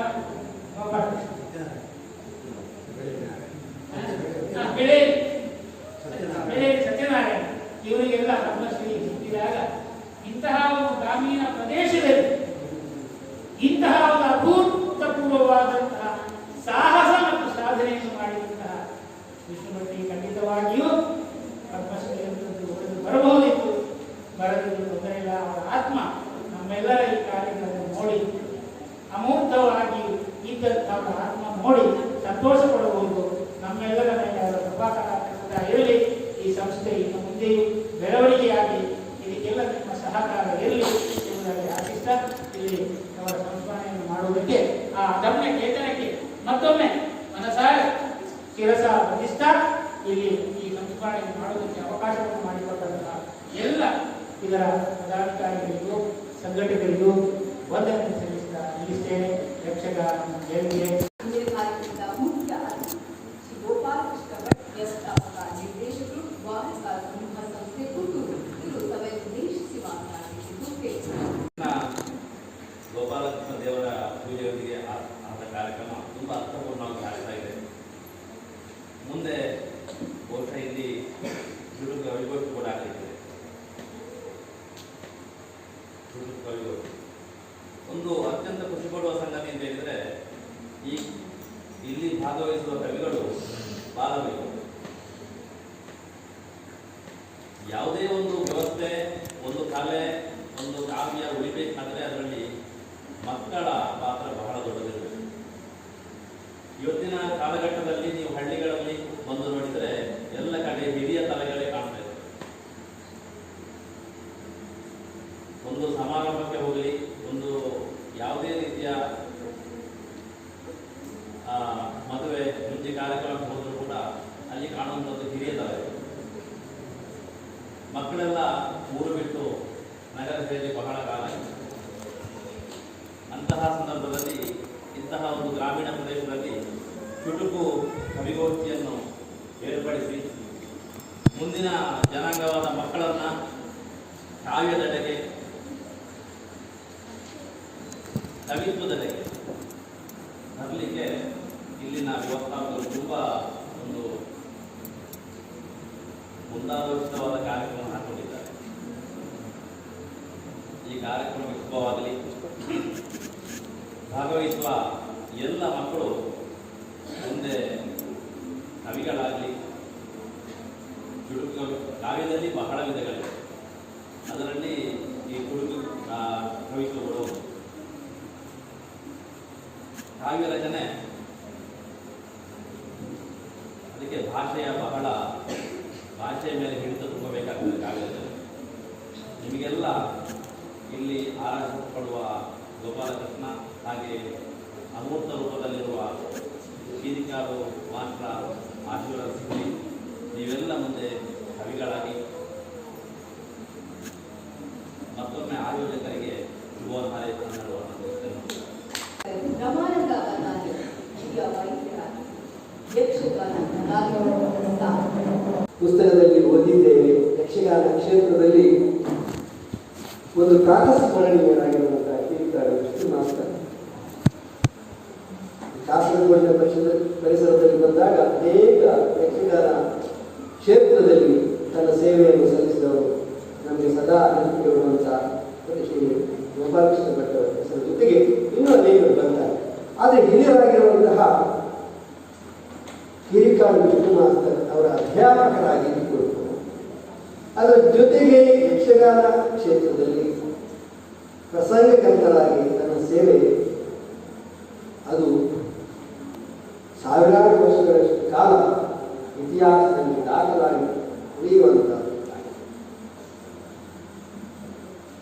ಅವರ ಬಗ್ಗೆ ಇವತ್ತು ಮಾತನಾಡಿದಂತಹ ನಿವೃತ್ತ ಶಿಕ್ಷಕರು ಶ್ರೀ ರಾಮಣ್ಣ ಮಾಸ್ಟರ್ ಅವರು ಅತ್ಯಂತ ಸುಂದರವಾಗಿ ಅವರ ವ್ಯಕ್ತಿತ್ವದ ಚಿತ್ರಣವನ್ನು ನಮ್ಮ ಮುಂದೆ ಇಟ್ಟಿದ್ದಾರೆ. ಸಂಸ್ಕೃತಿಯಿಂದ ಹುಟ್ಟುವಂಥದ್ದು. ಆದ್ದರಿಂದ ಭಾಷೆ ಅದು ಉಳಿಬೇಕು, ಆ ಭಾಷೆಯ ಸೊಗಡು, ಅದರ ಒಂದು ಔನ್ನತ್ಯ ಉಳಿಬೇಕು ಅಂತ ಸಂಸ್ಕೃತಿ ಬೇಕು. ಆ ಸಂಸ್ಕೃತಿಯ ಉಳಿವಿಗಾಗಿ ಎಲ್ಲರೂ ಶ್ರಮಿಸಬೇಕು. ಮತ್ತು ನಮ್ಮ ಸಂಸ್ಕೃತಿ ಅದು ನಮ್ಮ ಹೆಮ್ಮೆ ಅನ್ನುವಂತಹ ಭಾವನೆಯೊಂದಿಗೆ ಸಂಸ್ಕೃತಿ ಅಂದಾಗ ಅಲ್ಲಿ ಭಾಷೆ, ಸಾಹಿತ್ಯ, ಕಲೆ ಇವುಗಳೆಲ್ಲ ಒಟ್ಟು ಸೇರುತ್ತವೆ. ಅಂತಹ ಒಂದು ಪರಿಸರ ಸುಮಾರು 75 ವರ್ಷಗಳ ಹಿಂದೆ ಇಲ್ಲಿ ಇತ್ತು ಅನ್ನುವಂಥದ್ದು ನಮಗೆ ನಂಬಲಿಕ್ಕೆ ಆಗಲಿಲ್ಲ. ನಾವು ಬರುವಾಗ ಆ ಕಾಡಿನ ರಸ್ತೆಯಲ್ಲಿ ಕಾಡಿನ ಮಧ್ಯೆ ಏನುಂಟು ಜನವೇ ಕಾಣ್ತಾ ಇಲ್ಲ. ಇಲ್ಲಿ ಅಂತಹ ಒಂದು ಕಿರಿಕಾಡು ಮಾಸ್ತರಂತಹ ಒಂದು ನೇತೃತ್ವದ ಯಕ್ಷಗಾನ ಇಲ್ಲಿ ನಡೀತಾ ಇತ್ತು. ಅಥವಾ ಒಂದು ಸಾಹಿತ್ಯ, ಒಂದು ಶಿಕ್ಷಣ, ಒಂದು ಸಾಮಾಜಿಕ ಕ್ರಾಂತಿ ಇಲ್ಲಿ ಆಗಿದೆ ಅಂತ ಹೇಳುವಂಥ ನಂಬಲಿಕೆ ಆಗುವುದು. ಆದ್ರಿಂದ ಅದು ಮತ್ತೆ ಉಳಿಯಬೇಕಾದ್ರೆ ಇಂತಹ ಸಾಹಿತ್ಯದಿಂದ, ಸಾಹಿತ್ಯ ಚಟುವಟಿಕೆಯಿಂದ ಕಿರಿಯರಿಗೆ ನಮ್ಮ ಸಂಸ್ಕೃತಿಯ ಬಗ್ಗೆ, ನಮ್ಮ ಭಾಷೆಯನ್ನು ತಿಳಿಸಿಕೊಡುವುದಕ್ಕೆ ನಾವು ಸಮರ್ಥರಾದರೆ ಖಂಡಿತವಾಗಿ ಈ ಸಂಸ್ಕೃತಿಗೆ ಅಳಿವಿಲ್ಲ. ಆ ಭಾರತೀಯ ಸಂಸ್ಕೃತಿ ಅದು ಸನಾತನ ಸಂಸ್ಕೃತಿ ಎನ್ನುವುದನ್ನು ಹೇಳ್ತಾರೆ. ಡಾಕ್ಟರ್ ಶಾಂತ ಪುತ್ತೂರು, ಶಿಕ್ಷಕಿ, ಸಾಹಿತಿ, ಕನ್ನಡ ಚಿಟುಕು ಸಾಹಿತ್ಯ ಪರಿಷತ್ ಕರ್ನಾಟಕ ರಾಜ್ಯ ಸಂಚಾಲಕರು ಒಂದೆರಡು ಮಾತುಗಳನ್ನು ಅವರಿಗೆ ನುಡಿಬೇಕೆಂದು ಕೇಳಿಕೊಳ್ತೇನೆ. ಈ ಒಂದು ಪುಣ್ಯ ಭೂಮಿಗೆ ನಾನು ಇದು ಮೊದಲ ಬಾರಿಗೆ ಬರ್ತಾ ಇರುವಂಥದ್ದು. ಇಲ್ಲಿಗೆ ಬಂದಾಗ ನನಗೆ ತುಂಬ ಖುಷಿಯಾಯಿತು. ಈ ಒಂದು ಸುಂದರ ಪರಿಸರ, ಇಲ್ಲಿನ ಯಕ್ಷಗಾನ ಕಲಾ ಸಂಘ ಮತ್ತೆ ಇಲ್ಲಿನ ಜನರ ಒಂದು ಸತ್ಕಾರ ಇವೆಲ್ಲ ನೋಡಿ ಖುಷಿಯಾಯಿತು. ಈ ಒಂದು ಸುಂದರ ಕಾರ್ಯಕ್ರಮ, ವಿಷ್ಣು ಭಟ್ ಅವರ ಸಂಸ್ಮರಣ ಕಾರ್ಯಕ್ರಮ, ಈ ಒಂದು ಕಾರ್ಯಕ್ರಮದಲ್ಲಿ ಭಾಗವಹಿಸಲಿಕ್ಕೆ ವೀರಾಜ್ ರಡೋರವರು ಹಾಗೆ ವಾಮನ್ ರಾವ್ ಬೇಕಲ್ಗೌರು ಅವರು ನನಗೆ ಅನುವು ಮಾಡಿಕೊಟ್ಟಿದ್ದಾರೆ. ಅದಕ್ಕಾಗಿ ನಾನು ತಮಗೆ ಕೃತಜ್ಞತೆಗಳನ್ನು ಸಲ್ಲಿಸ್ತೇನೆ. ಅಧ್ಯಕ್ಷೀಯ ಭಾಷಣ ಡಾಕ್ಟರ್ ರಮಾನಂದ ಬನ್ನಾರಿ, ಹಿರಿಯ ವೈದ್ಯರು, ಯಕ್ಷಗಾನ ಕಲಾವಿದರು, ಸಾಹಿತಿಗಳು. ತಂದೆಯಂತೆ ಕಿರಿಕಾಡು ಮಾಸ್ಟರ್ ವಿಷ್ಣು ಭಟ್ ಅವರಂತೆ ಯಕ್ಷಗಾನದ ಅರ್ಥಗಾರಿಕೆಯಲ್ಲಿ ಪ್ರಸಂಗಕರ್ತರ ಭಾಷೆಗಳು ಪಾತ್ರವನ್ನು ವಹಿಸಿದ್ದಾರೆ. ಹಾಗೆ ಯಕ್ಷಗಾನ ಅರ್ಥಗಾರಿಕೆಯಲ್ಲಿ ಸಭೆಯ ಸಾಕ್ಷಿಯ ಮಾತುಗಳನ್ನಾಗಿ ಕೇಳೋಣ. ಸಾಹಿತ್ಯ ಪರಿಷತ್ತು ನಮ್ಮ ಸಾಂಸ್ಕೃತಿಕ ಅಧ್ಯಯನ ಕೇಂದ್ರದ ಸಭಾಭವನವನ್ನು ನಡೆಸಿಕೊಳ್ಳುತ್ತಿರುವಂತಹ ಕಾರ್ಯಕ್ರಮ. ಹಾಗಾದ ಕಾರಣ ಸಹಜವಾಗಿ ತುಟುಕಾಗಿ ಮುಗಿಸಬೇಕು ಅಂತ ನಮ್ಮ ಉದ್ದೇಶ ಇದ್ದದ್ದು. ಅದು ಸಂಪೂರ್ಣ ಈಡೇರಿದೆ ಅಂತ ನನಗೆ ಅನಿಸುವುದಿಲ್ಲ. ಆದರೂ ಖಂಡಿತವಾಗಿಯೂ ಈ ಕಾರ್ಯಕ್ರಮ ಯಶಸ್ವಿಯಾಗಿದೆ ಅಂತ ನಾನು ಭಾವಿಸ್ತೇನೆ. ಮುಖ್ಯವಾಗಿ ಹೇಳಬೇಕಾದ ಒಂದೆರಡು ವಿಷಯಗಳನ್ನು ಮಾತ್ರ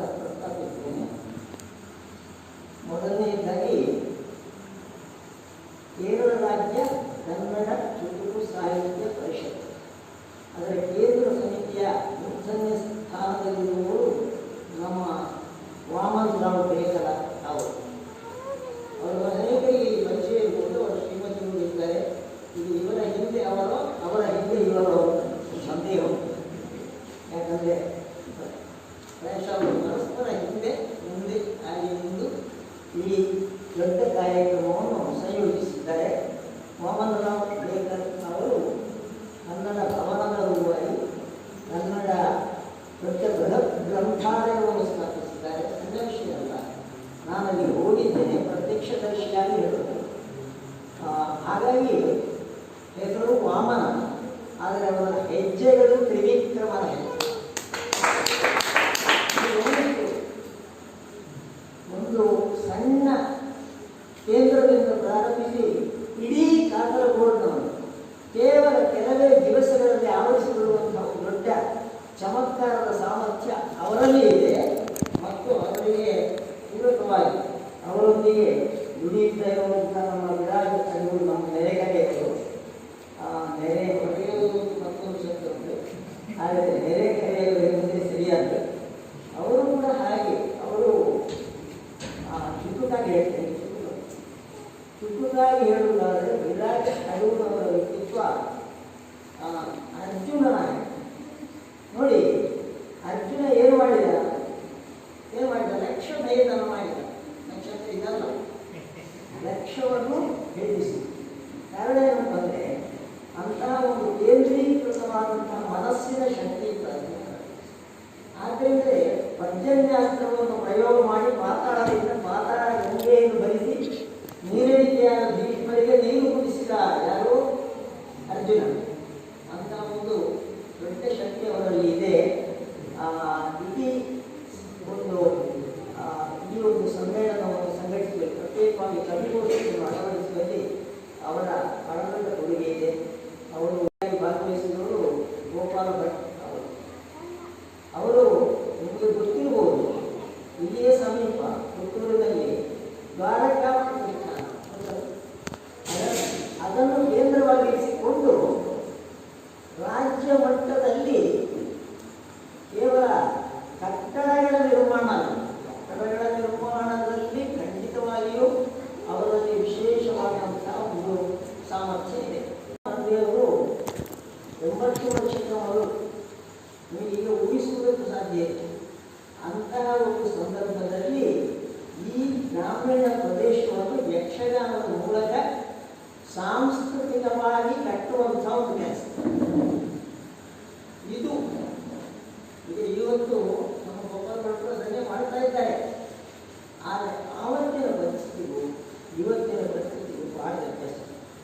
ಹೀಗೆ ಈ ದಿವಸ ಇನ್ನು ನಮ್ಮ ಜಯಾನಂದರು, ಈಗ ನನಗೆ ಸ್ವಲ್ಪ ಹಳೆ ಪರಿಚಯ ನೋಡಿದ್ದೇನೆ, ಮಾತಾಡಿದ್ದೇನೆ, ಆದರೆ ದೊಡ್ಡ ಸಂಪರ್ಕ ಇದೆ. ಆಮೇಲೆ ಶಾಂತ ಇಬ್ಬರು ಕೂಡ ಕರ್ನಾಟಕದಿಂದ ಬಂದಿದ್ದಾರೆ.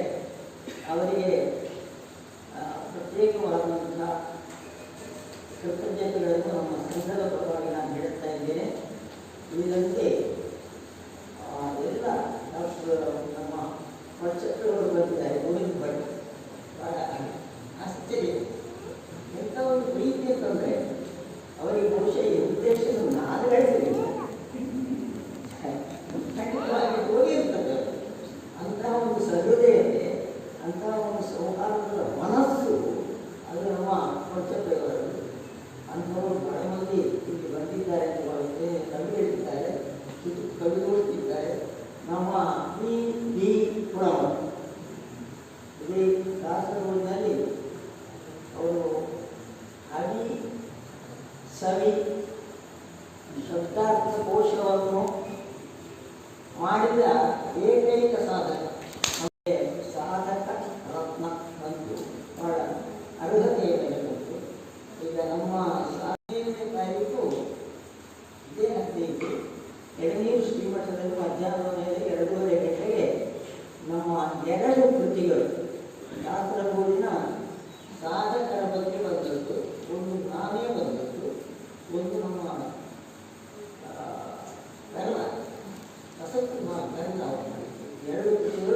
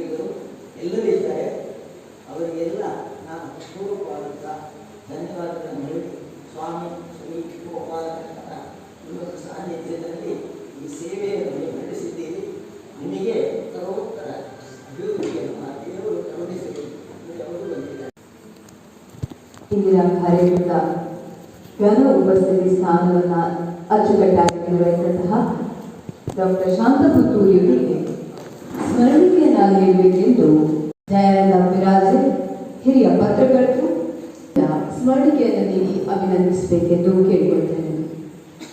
ಈಗ ಭಗವದ್ಗೀತೆ ಪಾರಾಯಣವನ್ನ ಮಾಡಿದಂತಹ ಮಕ್ಕಳು ಶ್ರೀಮತಿ ಪೂಜಾ ಸಿ.ಎಚ್, ಹನಿಬಿ, ಶ್ರೀಮತಿ ಶಾಂತಕುಮಾರಿ,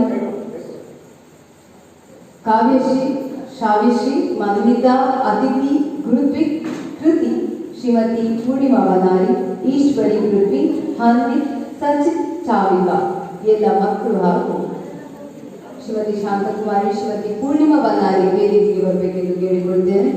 ಕಾರ್ಯಕ್ರಮದಲ್ಲಿ ಪ್ರಾರ್ಥನಾ ಗೀತೆಯನ್ನು ಹಾಡಿದಂತಹ ಪ್ರತೀಕಾ, ಯಮಿತಾ, ಅರ್ಚನಾ, ತೇಜಸ್ವಿ, ಸ್ವಾತಿ ಈ ಎಲ್ಲ ಮಕ್ಕಳು ವಾಮನರಾವ್ ಬೇಕರ್ ಸರಿಂದ ಅಭಿನಂದನಾ ಪತ್ರ ಹಾಗೂ ಪುಸ್ತಕದ ಕೊಡುಗೆಯನ್ನು ಸ್ವೀಕರಿಸಬೇಕೆಂದು ಕೇಳಿಕೊಳ್ತೇನೆ.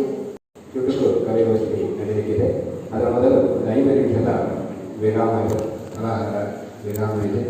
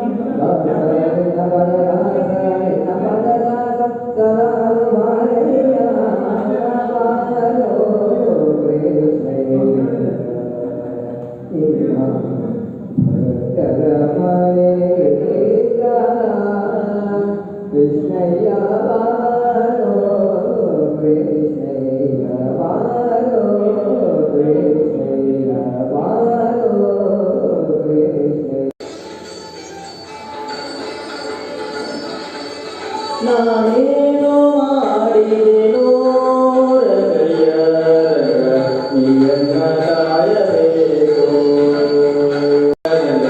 ನೀಯನ್ನ ಕಾಯಬೇಕು ನಾನೇನು ಮಾಡಿದೆನೋ ರಂಗಯ್ಯ ನೀಯನ್ನ ಕಾಯಬೇಕು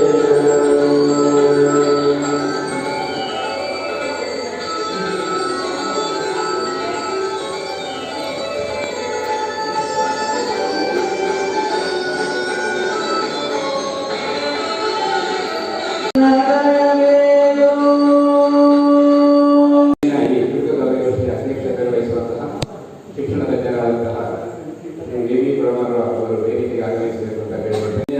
ಕವಿಗೋಷ್ಠಿಯ ಅಧ್ಯಕ್ಷತೆ ವಹಿಸಿರುವಂತಹ ವಿ ವಿ ಪ್ರಭಾಕರ್ ಅವರಿಗೆ ಕನ್ನಡ ಶಾಲೆಯನ್ನು ಭಾಗವಹಿಸಿ ಅವರನ್ನು ಗೌರವಿಸಬೇಕು ಅಂತ ಹೇಳಿದರೆ ವಾಮನ್ ರಾಜು ಬೇಕರ್ ಅವರನ್ನು ಕೇಳಿಕೊಳ್ತೇನೆ. ಆರಂಭದಲ್ಲಿ ಶಿಲ್ಪಾ ಎಂ ತಮ್ಮ ಕವನವನ್ನು ವಾಚಿಸಬೇಕು ಅಂತ ಕೇಳಿಕೊಳ್ತೇನೆ. ಸುಂದರ ನಿಸರ್ಗ ಓ ನಿಸರ್ಗವೇ ನೀನೆಷ್ಟು ಸುಂದರ ನಿನ್ನ ಸೌಂದರ್ಯವ ಪಡೆಯಲು ಅರುದಿನ ಬರುವ ಹಾರಿನ ತರ ಈ ಪ್ರಕೃತಿಯೇ ಒಂದು ಚೆಲುವಿನ ನಂದನ ಅಲ್ಲಿಗುದು ಜೀವರಾಶಿಗಳ ಬೆಸುಗಿನ ನೂರಾರು ಗಿರಿವನಗಳ ಸಾಲು ನದಿ ತೊರೆಗಳ ಕಾವು ಬೋರ್ಗರೆಯುವ ಕಡಲು ತುಂಬಿತು ನಿಸರ್ಗದ ಮಾತೃ ಹೃದಯ ಪುಟ್ಟ ಕಾಲಕ್ಕೆ ಪ್ರಾಣ ನೀಡಿ ಕಷ್ಟದಲ್ಲಿ ಕೈ ಹಿಡಿದವರು ಎಡವಿಲ್ಲದಿರುವಾಗ ಮಡಿಲನ್ನು ಚಾಚಿ ಹಿಡಿದವರು ನನ್ನ ನಗುವಿಗೆ ಕಾತರಿಸಿ ಎದೆಯ ಅಮೃತವ ಉಳಿಸಿದವರು ಮುತ್ತು ಕೆನ್ನೆಯನ್ನು ನೀಡಿ ದೃಷ್ಟಿ ತೆಗೆದವರು ಕೈ ತುತ್ತಿನ ಜೊತೆಗೆ ಸಿಹಿ ಮುತ್ತನ್ನು ನೀಡಿದವರು ಹಗಲು ರಾತ್ರಿ ದುಡಿದು ಪೋಷಿಸಿದವರು ಕಷ್ಟ ಬಂದರೂ ಸರಿ ಎನ್ನುತ್ತಾ ನನ್ನನ್ನು ಸುಖಕ್ಕೆ ತಂದಿದವರು ಬಡವನಗಾರು ಅದೇ ಹಳೆ ಬೀದಿ ಅದೇ ಹಳೆ ರಸ್ತೆ ಐಷಾರಾಮಿ ಕಾರದ್ದು ಗಕ್ಕನೆ ನಿಂತಾಗ ನೆಲದಿಂದಿದ್ದ ದೋಳು ಎಚ್ಚರಿಸಿತು ಎಲ್ಲರನ್ನು.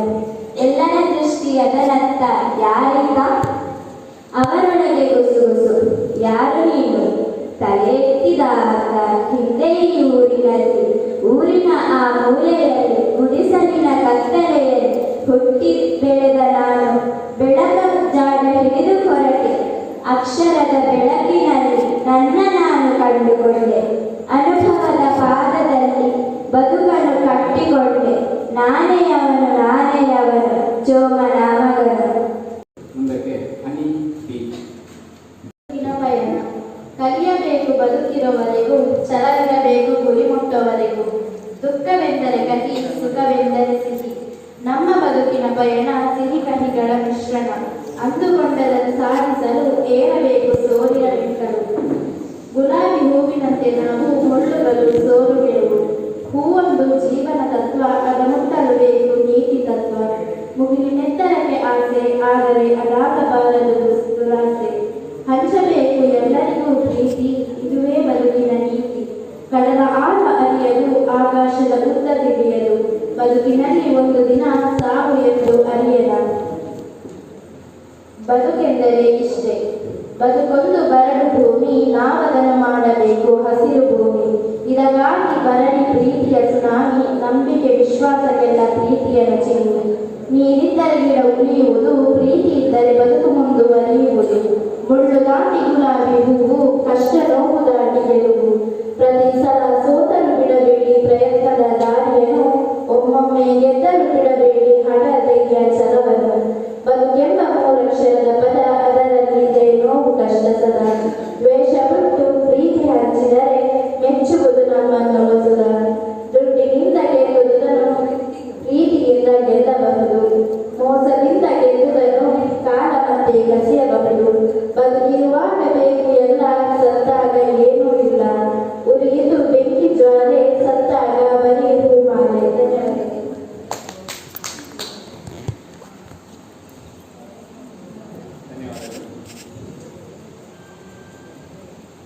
ಧನ್ಯವಾದಗಳು. ಮುಂದೆ ಅದಿತಿ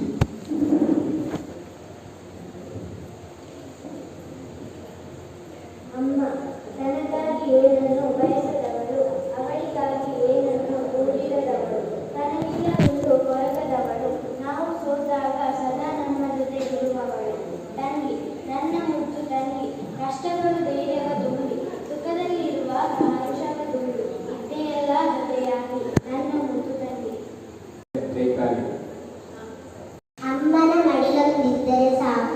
ಜೀವನವೆಲ್ಲವೂ ಸಾರ್ಥಕ.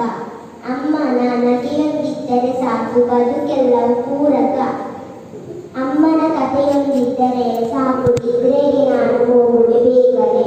ಅಮ್ಮ ನನ್ನ ಬದುಕು, ಅಮ್ಮ ನನ್ನ ದೇವರು, ಅಮ್ಮನೇ ನನ್ನ ಉಸಿರು, ಅಮ್ಮನೇ ನನ್ನ ಎಲ್ಲವೂ. ಪೂಜಾಶ್ರೀ. ಅಮ್ಮ, ಅಪ್ಪ ಕೊಟ್ಟ ಪ್ರೀತಿ ಅಮ್ಮನ ರೀತಿ. ಅಕ್ಕ ಕೊಟ್ಟರು ಚಾಕ್ಲೇಟು, ತಂಗಿ ಕೊಟ್ಟ ಪ್ಯಾಕೆಟು. ಅಣ್ಣ ತಂದನ ಹಣ್ಣು, ಹಳದಿ ಹಲಸಿನ ಹಣ್ಣು. ಅಮ್ಮ ತಂದ ಗೆಜ್ಜೆ, ಕುಣಿದು ಹಾಕುವ ಹೆಸರು. ಜೀವನ ಪಯಣ, ಜೀವನ ಒಂದು ಹೈವೇ ಪಯಣ. ಗುರಿಯೆಡೆಗೆ ಇರಲಿ ನಯನ. ಮಾಡದಿರಿ ಪಲಾಯನ, ಮಾಡಿದರೆ ಮರಣ. ಆಟಗಾರ, ನೀನಾಡುವೆ ಆಟ, ನಿನಗಿಲ್ಲ ರೋಗಗಳ ಕಾಟ. ನಿನಗಿರಿ ಮೈ ಮಾಟ, ನೀನೇ ನಮಗೆ ಪಾಠ. ಧನ್ಯವಾದಗಳು. ಪರಿಸರವನ್ನು ಶುಚಿಗೊಳಿಸೋಣ, ರೋಗವ ದೂರೀಕರಿಸೋಣ, ಮಾಲಿನ್ಯವ ಸಂಸ್ಕರಿಸೋಣ, ಪ್ರಕೃತಿಯನ್ನು ಉಳಿಸಿ ಬೆಳೆಸೋಣ. ಪ್ರಕೃತಿಯ ಸಂರಕ್ಷಣೆ ದೇಶದ ಸಂರಕ್ಷಣೆ, ಪರಿಸರದ ಸಂರಕ್ಷಣೆ ಅದುವೇ ನಮ್ಮ ರಕ್ಷಣೆ. ಡೆಂಗ್ಯೂ, ಮಲೇರಿಯಾ, ಚಿಕನ್ಗುನ್ಯಾ ಇದರ ನಾಶಕ್ಕೆ ಹೋರಾಡುವಿಲ್ಲ. ನಿತ್ಯವೂ ನಮ್ಮ ಪರಿಸರ ಸಂರಕ್ಷಣೆ ಇದರ ಸರಿಯಾದ ಹೊಣೆ. ಕಸಕಡ್ಡಿಗಳು ಬುಟ್ಟಿಯ ಒಳಗೆ, ಇದಿದ್ದರೆ ಜೀವನ ನಮಗೆ. ಪ್ರಕೃತಿ ಶುಚಿಯಾಗಿರಿಸೋಣ, ಖುಷಿಯಿಂದ ಜೀವಿಸೋಣ. ಇದೀಗ ಕವಿಗೋಷ್ಠಿಗೆ ಭಾಗವಹಿಸಿದಂತಹ ಪುಟಾಣಿಗಳಿಗೆ ಪ್ರಮಾಣಪತ್ರ ಮತ್ತು ಪುಸ್ತಕ ಕನ್ನಡ ಶಾಲೆಯನ್ನು ಗೌರವಿಸ್ತಾ ಇದ್ದಾರೆ. ದಕ್ಷಿಣ ಕನ್ನಡ ಜಿಲ್ಲೆಗೆ ಡಾಕ್ಟರ್ ಕೊಳಚಪೆ ಗೋವಿಂದ ಭಟ್ ಅಧ್ಯಕ್ಷರಾಗಿ ಬರುತ್ತಿದ್ದಾರೆ ಹಾಗೂ ಅಪೂರ್ವ ಕಾರಂತ್ ಅವರಿಗೆ ಕಾರ್ಯದರ್ಶಿಯಾಗಿ ಸಹಕರಿಸಿದ್ದಾರೆ. ಈ ಹಾಗೂ ಜಯಂತ ರಾಜ್ಯ ಸರ್ ವೇದಿಕೆಗೆ ಬರಬೇಕು ಹಾಗೂ ನಮ್ಮ ಕೇಂದ್ರ ಸಮಿತಿಯ ಗೌರವಾಧ್ಯಕ್ಷರು ಇಲ್ಲಿ ವೇದಿಕೆಯಲ್ಲಿದ್ದಾರೆ.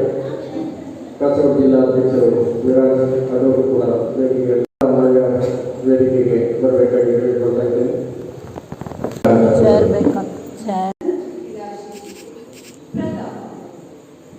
ಅವಳ ಪತಿಯುವಿಗೆ ಎಷ್ಟು ದಾಹ ಕುಡಿದಷ್ಟು ಕುಡಿಯಲು, ಅವಳ ಪತಿಯುವಿಗೆ ಎಷ್ಟು ದಾಹ ಕುಡಿದಷ್ಟು ಮುಗಿಯಲು. ನಾಶವಾದರಾಗಲೆಂದು ತೋರಿದರೆ ಪ್ರತಾಪ, ತಾಯಿ ತಂದೊಡ್ಡುಗಳು ಪ್ರಕೃತಿ ರೂಪ. ನಾಶವಾದರಾಗಲೆಂದು ತೋರಿದರೆ ಪ್ರತಾಪ, ತಾಯಿ ತಂದೊಡ್ಡುಗಳು ಪ್ರಕೃತಿ ಕೋಪ. ಎರಡನೆಯ ಶೀರ್ಷಿಕೆ ಅಮ್ಮ. ಕನ್ನಡ ಬರೀ ಭಾಷೆಯಲ್ಲಿ ನಿಲ್ಲಿ ಒಂದೆಡೆ ತುಸು ಹೊತ್ತು ತಾಳಿ. ಕನ್ನಡ ಬರೀ ಭಾಷೆಯಲ್ಲಿ ನಿಲ್ಲಿ ಒಂದೆಡೆ ತುಸು ಹೊತ್ತು ತಾಳಿ. ಮನವ ಮುಟ್ಟಿ ಒಮ್ಮೆ ಕೇಳಿ, ಕಣ್ತುಂಬಿ ಅಮ್ಮ ಎಂದು ಉಚ್ಚರಿಸಿರಿ. ಮನವ ಮುಟ್ಟಿ ಒಮ್ಮೆ ಕೇಳಿ, ಕಣ್ತುಂಬಿ ಅಮ್ಮ ಎಂದು ಉಚ್ಚರಿಸಿರಿ. ಮುಂದಕ್ಕೆ ಅಲಸಿ ಅವರನ್ನೆಲ್ಲ ಪೋಣಿಸಿ, ದಿನನಿತ್ಯ ಮಾಲೆ ಬೆಳೆಸಿ, ಮನದಲ್ಲಿ ಆಪ್ತವಾಗಿಸಿ ಆಗಿಬಿಟ್ಟೆ ಅವನ ಅರಸಿ. ಮನದಲ್ಲಿ ಆಪ್ತವಾಗಿಸಿ ಆಗಿಬಿಟ್ಟೆ ಅವನ ಅರಸಿ. ಧನ್ಯವಾದ.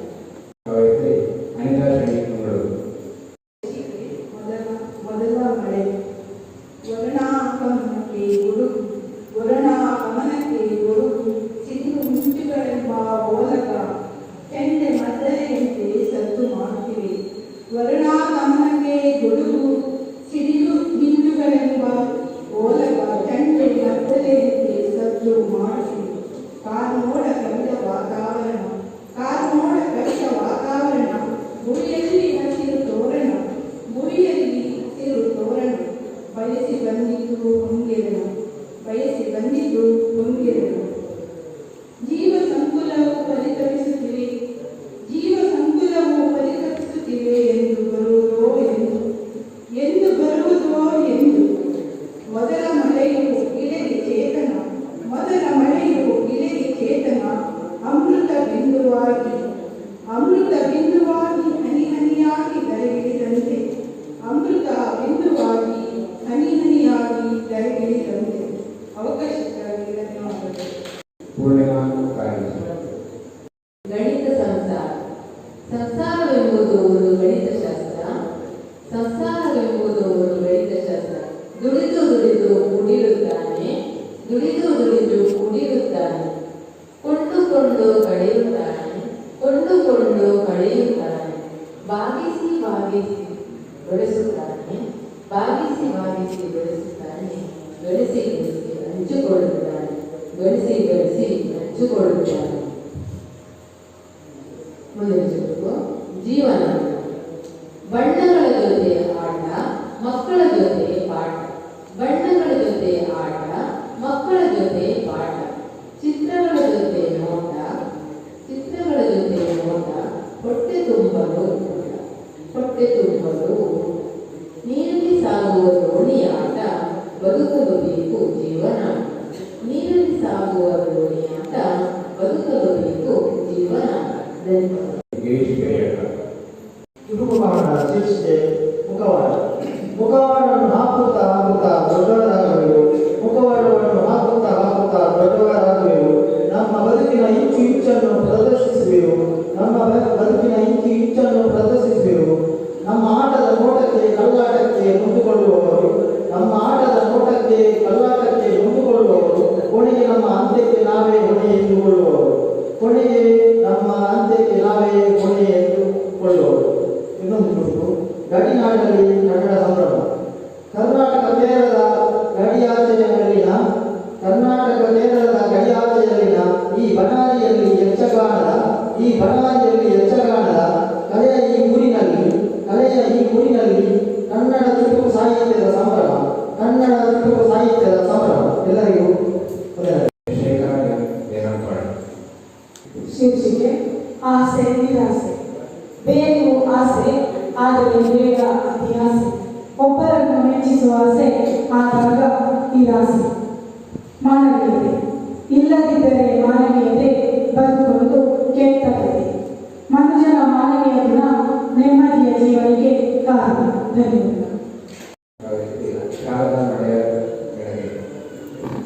ಎಲ್ಲರಿಗೂ ಸಂಜೆಯ ನಮಸ್ಕಾರಗಳು. ನನ್ನ ಪ್ರಥಮ ಚುಟುಕು ಬೇಲುವುದು. ಗಾಳಿ ಹಾಕಲು ಬೇಲುವನ್ನು ಉಬ್ಬುವುದು, ಗಾಳಿ ಹಾಕಲು ಬೇಲುವನ್ನು ಉಬ್ಬುವುದು. ಏರುತ್ತಲಿ ಮೇಲೆ ಮೇಲಕ್ಕೆ ಹಿರಿಹಿಗ್ಗುವುದು, ಏರುತ್ತಲಿ ಮೇಲೆ ಮೇಲಕ್ಕೆ ಹಿರಿಹಿಗ್ಗುವುದು. ಗಾಳಿ ಹೋಗಲು ಟುಸ್ಸೆಂದು ಹೊಡೆಯುವುದು, ಗಾಳಿ ಹೋಗಲು ಟುಸ್ಸೆಂದು ಹೊಡೆಯುವುದು. ಏರಿದವ ಇಳಿಯಲೇಬೇಕೆಂಬುದ ಸಾರುವುದು, ಏರಿದವ ಇಳಿಯಲೇಬೇಕೆಂಬುದ ಸಾರುವುದು. ಮುಂದಿನ ಚುಟುಕು ಕಾಲೆಳೆಯುವಿಕೆ. ಸ್ವಯಂ ಸಾವಿನ ಅಂಚಿನಲ್ಲಿದ್ದರೂ ಭಯದಿಂದ ನಡುಗುತ್ತಲಿದ್ದರು, ಅನ್ಯರ ಕಾಲೆಳೆದು ಗುಂಡಿಗೆ ಬೀಳಿಸುವ ಆಸೆ. ಸ್ವಯಂ ಸಾವಿನ ಅಂಚಿನಲ್ಲಿದ್ದರು ಭಯದಿಂದ ನಡುಗುತ್ತಲಿದ್ದರು, ಅನ್ಯರ ಕಾಲೆಳೆದು ಗುಂಡಿಗೆ ಬೀಳಿಸುವ ಆಸೆ. ಮಾನ್ಯ ಅಲ್ಲವಿದು ತಿಳಿ ಮನುಜರ ದುರಾಸೆ, ಮಾನ್ಯ ಅಲ್ಲವಿದು ತಿಳಿ ಮನುಜರ ದುರಾಸೆ. ನೆಕ್ಸ್ಟ್ ಚುಟುಕು ಕತ್ತರಿ. ತೆಳ್ಳಗೆ ಬೆಳ್ಳಗೆ ತಳುಕು ಬಳುಕು ಕಾಣಬೇಕೆಂದು ತಿನ್ನುವುದಕ್ಕೆ ಕತ್ತರಿಯು. ತೆಳ್ಳಗೆ ಬೆಳ್ಳಗೆ ತಳುಕು ಬಳುಕು ಕಾಣಬೇಕೆಂದು ತಿನ್ನುವುದಕ್ಕೆ ಕತ್ತರಿಯು. ಹುಡುಗಿಯು ಬೆಡಗಿಯು ಏಳಲಾಗದೆ ಬೀಳುವಂತಾಗಲು, ಹುಡುಗಿಯು ಬೆಡಗಿಯು ಏಳಲಾಗದೆ ಬೀಳುವಂತಾಗಲು. ಕಣ್ಣೀರ ಧಾರೆ ಹರಿದು ವೇದನೆಯು, ಕಣ್ಣೀರ ಧಾರೆ ಹರಿದು ವೇದನೆಯು. ಮುಂದಿನ ಚುಟುಕು ಗುಟ್ಟು. ನನ್ನ ಬಳಿ ನಿಲ್ಲುವುದೇ ಇಲ್ಲ ಯಾವುದೇ ಗುಟ್ಟು, ನನ್ನ ಬಳಿ ನಿಲ್ಲುವುದೇ ಇಲ್ಲ ಯಾವುದೇ ಗುಟ್ಟು. ಅದು ಬೀಳುವುದು ಹೊರಗೆ ಓಡುವುದು ಹೊರಗೆ, ಅದು ಬೀಳುವುದು ಓಡುವುದು ಹೊರಗೆ ನಾಲಿಗೆಯ ಬಿಟ್ಟು. ಅವಕಾಶಕ್ಕಾಗಿ ಧನ್ಯವಾದಗಳು.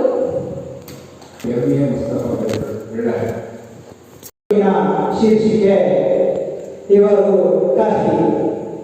ಕೇಂದ್ರ ಸರ್ಕಾರಕ್ಕೆ ದ್ರೋಹ ಬಗೆಯುತ್ತಾರೆ, ಹಾಗೆಲ್ಲ ದೇಶದ್ರೋಹಿಗಳು. ಅವರನ್ನು ಬಂಧಿಸಿಬಿಟ್ಟರೆ ಪ್ರಜೆಗಳಿಗಿಲ್ಲ ಕಹಿಗಳು.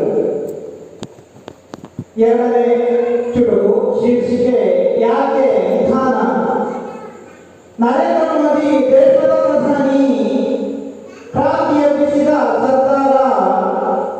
ದುಷ್ಟರನ್ನು ಸದೆಬಡಿಯಲು ಆಗಬಾರದು ವಿಧಾನಿ, ಕಾರ್ಯವಾಗಲಿ ಇನ್ನೂ ಸರಸರ. ಧನ್ಯವಾದ. ಮೊದಲನೆಯದು ಶೀರ್ಷಿಕೆ ಪ್ರಗತಿಯ ಹವ. ಒಂದು. ಇನ್ನೊಮ್ಮೆ ಕೇಳುತ್ತಿದ್ದರು ಭಾರತ ಯಾರು, ಇನ್ನೊಮ್ಮೆ ಕೇಳುತ್ತಿದ್ದರು ಭಾರತ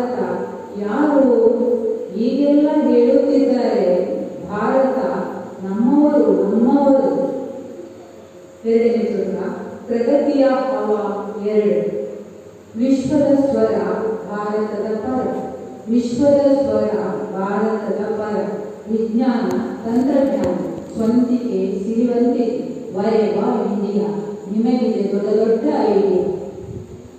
ಮೂರನೇ ಚುಟುಕ ಈ ಮಣ್ಣು ನಮ್ಮದು. ಹರಿಕತೆ, ಯಕ್ಷಗಾನ, ಕವಿಗೋಷ್ಠಿ, ಸಾಹಿತ್ಯಗೋಷ್ಠಿ ನಡೆಯಲಿ ಇದರ ಉಪಾಸನೆ. ಪಸರಿಸಲಿ ಕನ್ನಡ ಕಸ್ತೂರಿಯ ಸುವಾಸನೆ. ಕೊನೆಯ ಚುಟುಕ ಬೆನ್ನಿಗೆ ಬರೆಯಬೇಡ, ಬೆನ್ನಿಗೆ ಬರೆಯಬೇಡ. ಆಕೆ ಬರೆದಳು ಮೇಲಿಂದ ಮೇಲೆ ಪ್ರೇಮ ಪತ್ರ, ಆಕೆ ಬರೆದಳು ಮೇಲಿಂದ ಮೇಲೆ ಪ್ರೇಮ ಪತ್ರ. ಆತ ಹೇಳಿದ ಮಾಡಬೇಡ ಎಂದಿಗೂ ಇದರ ನಕಲು ಪತ್ರ, ಮಾಡಬೇಡ ಎಂದಿಗೂ ಇದರ ನಕಲು ಪತ್ರ. ಅವಕಾಶ ಕೈಗೋಷ್ಠಿಯಲ್ಲಿ ಭಾಗವಹಿಸಿದಂತಹ ಎಲ್ಲ ಆರೋಗ್ಯಗಳು ಕೂಡ ಪ್ರಮಾಣ ಪತ್ರ ಶಾಲು ಹಾಗೂ ಪುಸ್ತಕಗಳಿಗೆ ಗೌರವಿಸಿರುತ್ತಾರೆ. ಇರುವ ಕೈಗೋಷ್ಠಿ ಅಧ್ಯಕ್ಷರಾಗಿ ವಿನಂತಿಸಿಕೊಳ್ತಾ ಇದ್ದೇವೆ. ಮೊದಲಿಗೆ ಶ್ವೇತಾ ರಮೇಶ್ ಹೇಳಿದ್ದಾರೆ. ನನ್ನ ಚುಟುಕಿನ ಶೀರ್ಷಿಕೆ ಬರಡು ಭೂಮಿ. ಬರಡು ಭೂಮಿಯ ಹಸಿರಾಗಿಸಲು ಇಷ್ಟ, ಸಾಧ್ಯವಾಗದು ಅದು ತುಂಬಾನೇ ಕಷ್ಟ. ಬರಡು ಭೂಮಿಯ ಹಸಿರಾಗಿಸಲು ಇಷ್ಟ, ಸಾಧ್ಯವಾಗದು ಅದು ತುಂಬಾನೇ ಕಷ್ಟ. ಬೆಳೆಯಲು ಇಳಿದರೆ ಆಗುವುದು ನಷ್ಟ, ಬೆಳೆಯಲು ಇಳಿದರೆ ಆಗುವುದು ನಷ್ಟ. ಆದರೆ ಬೆಳೆಸಿದವ ಮಾತ್ರ ಸರ್ವಶ್ರೇಷ್ಠ, ಆದರೆ ಬೆಳೆಸಿದವ ಮಾತ್ರ ಸರ್ವಶ್ರೇಷ್ಠ. ಇನ್ನೊಂದು ಚುಟುಕಿನ ಶೀರ್ಷಿಕೆ ದೇಶಾಭಿಮಾನ. ಕೋಟೆ ಐತಿಹಾಸಿಕ ನಗರದಲ್ಲಿ ಕೇಳು, ಓದುವವನ ಕೀರ್ತಿಗೆ ಒನಕೆಯೂ ಪಾಳು. ಕೋಟೆ ಐತಿಹಾಸಿಕ ನಗರದಲ್ಲಿ ಕೇಳು, ಓದುವವನ ಕೀರ್ತಿಗೆ ಒನಕೆಯೂ ಪಾಲು. ಸ್ತ್ರೀಯರಿಗೆಲ್ಲರಿಗಾದ ಮಾದರಿಯ ಬಾಳು, ದೇಶಾಭಿಮಾನ ಒಲವೇ ಗೆಲುವಿಗೆ ಮೇಲು, ದೇಶಾಭಿಮಾನ ಒಲವೇ ಗೆಲುವಿಗೆ ಮೇಲು. ನನ್ನ ಇನ್ನೊಂದು ಚುಟುಕಿನ ಶೀರ್ಷಿಕೆ ಕಿರಿಕಾಡು ವಿಷ್ಣುಭಟ್ಟರು. ಕಿರಿಕಾಡು ವಿಷ್ಣುಭಟ್ಟರೇ ಬನಾರಿಯ ಹೊಳವಿಗೆ ಮೆರಗು, ಕಿರಿಕಾಡು ವಿಷ್ಣುಭಟ್ಟರೇ ಬನಾರಿಯ ಹೊಳವಿಗೆ ಮೆರಗು. ಯಕ್ಷರಂಗದ ಗತ ಕಾಯಕಕ್ಕೆ ನಾಡಿಗೆ ನಾಡೆ ಬೆರಗು. ಸಾಹಿತ್ಯ ಕಲೆಗೆ ನೀಡಿದ ಕೊಡುಗೆಗೆ ಶಿಷ್ಯರಿಗಿಲ್ಲ ಕೊರಗು, ಸಾಹಿತ್ಯ ಕಲೆಗೆ ನೀಡಿದ ಕೊಡುಗೆಗೆ ಶಿಷ್ಯರಿಗಿಲ್ಲ ಕೊರಗು. ಅಚ್ಚಳಿಯದ ಅವರ ವರ್ಚಸ್ಸಿಗೆ ನೀನೊಮ್ಮೆ ಶಿರಬಾಗು, ಅಚ್ಚಳಿಯದ ಅವರ ವರ್ಚಸ್ಸಿಗೆ ನೀನೊಮ್ಮೆ ಶಿರಬಾಗು. ಅವಕಾಶಕ್ಕಾಗಿ ವಂದನೆಗಳು. ಕವಿ ಆದ್ಯಂತ ಬೆಳೆದರು. ಅಮ್ಮ. ಅಮ್ಮನೇ ಕಣ್ಣಿಗೆ ಕಾಣುವ ದೇವರು, ಕೈಯನ್ನು ಹಿಡಿದು ನಡೆಸುವರು. ಅಮ್ಮನೇ ಕಣ್ಣಿಗೆ ಕಾಣುವ ದೇವರು, ಕೈಯನ್ನು ಹಿಡಿದು ನಡೆಸುವರು. ಬಗೆ ಬಗೆ ತಿಂಡಿಯ ತಿನ್ನಿಸುವರು, ಮಮತೆಯ ನಮಗೆ ಹಂಚುವರು. ಬಗೆ ಬಗೆ ತಿಂಡಿಯ ತಿನ್ನಿಸುವರು, ಮಮತೆಯ ನಮಗೆ ಹಂಚುವರು. ಎರಡನೇ ಚುಟುಕನ ಶೀರ್ಷಿಕೆ ಗುರುಗಳು. ಗುರುಗಳು ವಿದ್ಯೆಯ ಕಲಿಸುವರು, ಮುಂದಿನ ಗುರಿಯನ್ನು ತೋರುವರು. ಗುರುಗಳು ವಿದ್ಯೆಯ ಕಲಿಸುವರು, ಮುಂದಿನ ಗುರಿಯನ್ನು ತೋರುವರು. ನನ್ನಯ ಗುರುಗಳು ದೇವರ ಸಮಾನ, ಅವರಿಗೆ ನನ್ನಯ ಭಕ್ತಿಯ ನಮನ. ನನ್ನಯ ಗುರುಗಳು ದೇವರ ಸಮಾನ, ಅವರಿಗೆ ನನ್ನಯ ಭಕ್ತಿಯ ನಮನ. ಮೂರನೇ ಚುಟುಕನ ಶೀರ್ಷಿಕೆ ತುಳುನಾಡು. ನಮ್ಮಯ ಸುಂದರ ತುಳುನಾಡು ಹಲವು ಸಂಸ್ಕೃತಿಯ ನೆಲೆವೀಡು. ನಮ್ಮಯ ಸುಂದರ ತುಳುನಾಡು ಹಲವು ಸಂಸ್ಕೃತಿಯ ನೆಲೆವೀಡು. ಪರಶುರಾಮನ ಚಂದದ ಸೃಷ್ಟಿಯು ತುಳುವೆ ಇಲ್ಲಿನ ಆಡು ಭಾಷೆಯು. ಪರಶುರಾಮನ ಚಂದದ ದೃಷ್ಟಿಯು ತುಳುವೆ ಇಲ್ಲಿನ ಆಡು ಭಾಷೆಯು. ಅವಕಾಶಕ್ಕಾಗಿ ಧನ್ಯವಾದಗಳು. ಪವಿತ್ರ ಹೇಳಿದ್ದಾರೆ. ನನ್ನ ಚುಟುಕು ಶೀರ್ಷಿಕೆ ಕರಿಮೋಡ. ಕರಿಮೋಡದಲ್ಲಿ ನಿಸರ್ಗ ತನ್ಮಯವು, ಜಗತ್ತೆಲ್ಲ ಬೆಳಗಾಗುವ ದೃಶ್ಯವು. ಕರಿಮೋಡದಲ್ಲಿ ನಿಸರ್ಗ ತನ್ಮಯವು, ಜಗತ್ತೆಲ್ಲ ಬೆಳಗಾಗುವ ದೃಶ್ಯವು. ಧರೆಗೆ ಮಳೆಯ ಆಹ್ವಾನವು, ಧರೆಯ ಒಡಲ ತಂಪಾಗಿಸುವ ಮೋಡವು. ಧರೆಗೆ ಮಳೆಯ ಆಹ್ವಾನವು, ಧರೆಯ ಒಡಲ ತಂಪಾಗಿಸುವ ಮೋಡವು. ಚುಟುಕು 2 ಶೀರ್ಷಿಕೆ ನೃತ್ಯ. ಮಾಡು ನೀ ಸುಂದರ ನೃತ್ಯ, ಜನ್ಮಗಳಲ್ಲಿ ಉಳಿಯಲಿ ನಿತ್ಯ. ಮಾಡು ನೀ ಸುಂದರ ನೃತ್ಯ, ಜನ್ಮಗಳಲ್ಲಿ ಉಳಿಯಲಿ ನಿತ್ಯ. ತೊರೆದು ಬಿಡು ಕೇಟ ನೃತ್ಯ, ಅಜರಾಮರವಾಗಲಿ ನೀ ನುಡಿಯುವ ಸತ್ಯ. ತೊರೆದು ಬಿಡು ಕೇಟ ನೃತ್ಯ, ಅಜರಾಮರವಾಗಲಿ ನೀ ನುಡಿಯುವ ಸತ್ಯ. ಚುಟುಕು 3 ಶೀರ್ಷಿಕೆ ಮನದ ಬಯಕೆ. ಮನದ ಬಯಕೆಯು ಹಲವಾರು, ಹೇಗೆ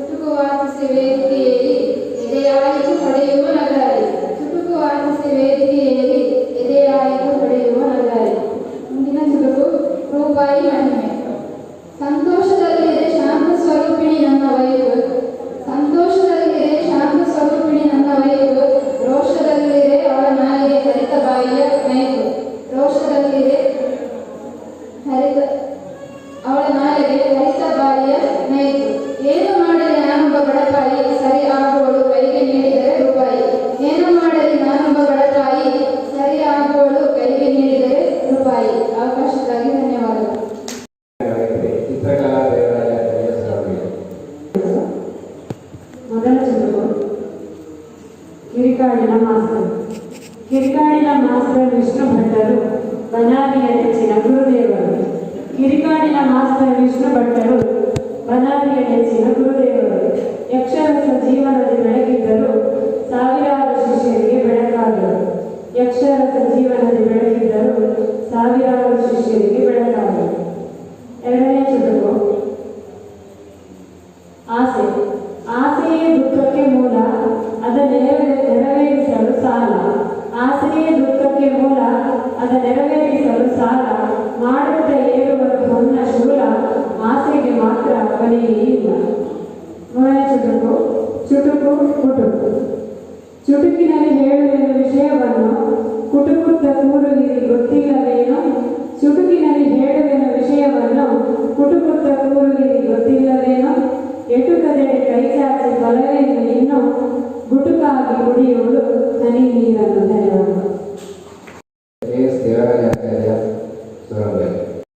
ನನ್ನ ಮೊದಲ ಚುಟುಕು ನಮ್ಮವರು. ಅಂದು ಇಲ್ಲಿ ನಿಂತಿದ್ದೆ ನವವರನಾಗಿ, ಅಂದು ಇಲ್ಲಿ ನಿಂತಿದ್ದೆ ನವವರನಾಗಿ, ಗುರುತು ಪರಿಚಯವಿಲ್ಲದೆ ಮೂಕನಾಗಿ, ಗುರುತು ಪರಿಚಯವಿಲ್ಲದೆ ಮೂಕನಾಗಿ. ಇಂದು ಊರೆಲ್ಲ ನಮ್ಮವರೇ, ಇಂದು ಊರೆಲ್ಲ ನಮ್ಮವರೇ.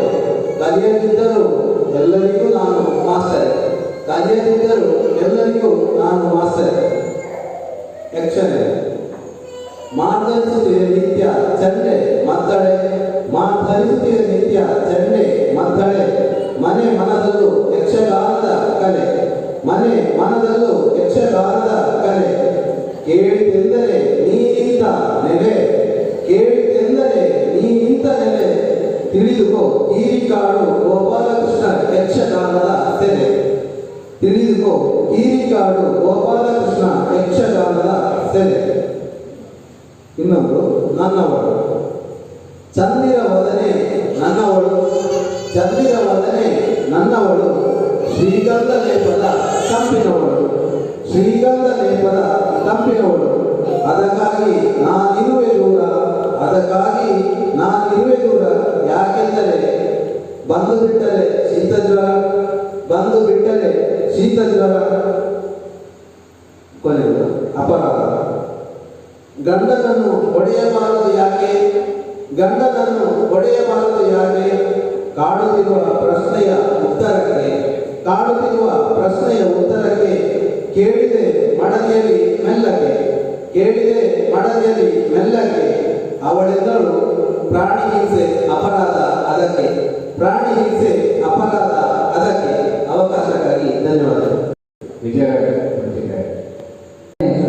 ಕಣ್ಣು ಆಗಸದ ನೋಟಕ್ಕೆ ನಿಲ್ಲುವುದಿದೆ ಕಣ್ಣು, ನಡೆಯುವ ರಭಸದಿ ಮುಸುಲಾಯಿತ ಮಣ್ಣು.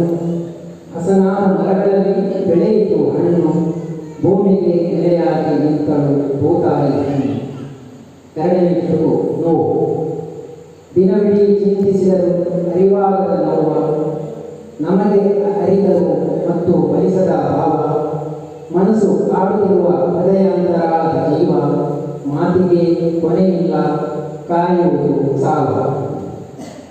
ಮೂರನೇ ಚುಟುಕು ನಾಡಿಗೆ ಪ್ರತಿಭಾವಂತ ಅರ್ಥಧಾರಿ, ನವರಸ ವರ್ಣನಾಪ್ರಿಯ ವೇಷಧಾರಿ, ಸರಳ ಗುಣ ಸಂಪನ್ನ ಆಕರ್ಷಿತ ಲೋಪಕಾರಿ. ಸ್ಮರಿಸುವ ನಾವೆಲ್ಲ ಇಂದು ಈ ಮಾ ವಿಷ್ಣು ಬನಾರಿ. ನಮಸ್ಕಾರ. ಪೂಜಾ ಗುಲಾಬಿ ಕಣ್ಣನ ಸೆಳೆದಿದ್ದು ಗುಲಾಬಿ ಬಣ್ಣದ ಹೂವು, ಕಣ್ಣನ ಸೆಳೆದಿದ್ದು ಗುಲಾಬಿ ಬಣ್ಣದ ಹೂವು. ಅದರಂದ ಸವಿಯುತ್ತ ನಾ ಮರೆತಿದ್ದೆನು, ಅದರಂದವ ಸವಿಯುತ್ತ ನಾ ಮರೆತಿದ್ದೆನು. ತಿಳಿದಿಲ್ಲ ಅದರ ಹೆಸರು ನನಗೆ, ತಿಳಿದಿಲ್ಲ ಅದರ ಹೆಸರು ನನಗೆ.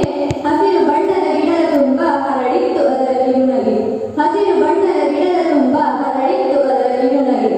ಅರಿವಿಲ್ಲದಕ್ಕೆ ಚಲಿಸಿತ್ತು ಜಂಗಮವಾಣಿಯ ಕಡೆಗೆ, ಅರಿವಿಲ್ಲದಕ್ಕೆ ಚಲಿಸಿತ್ತು ಜಂಗಮವಾಣಿಯ ಕಡೆಗೆ. ಸೆರೆ ಹಿಡಿಯಲು ಹೂವಿನ ಸೌಂದರ್ಯವ ನಾಳೆಗಳಿಗೆ, ಸೆರೆ ಹಿಡಿಯಲು ಹೂವಿನ ಸೌಂದರ್ಯವ ನಾಳೆಗಳಿಗೆ. ಮುಸ್ಸನ್ನೆ ಪಡುವಣಲ್ಲಿ ಮುಳುಗಿನಲು ಇನ, ಪಡುವಣ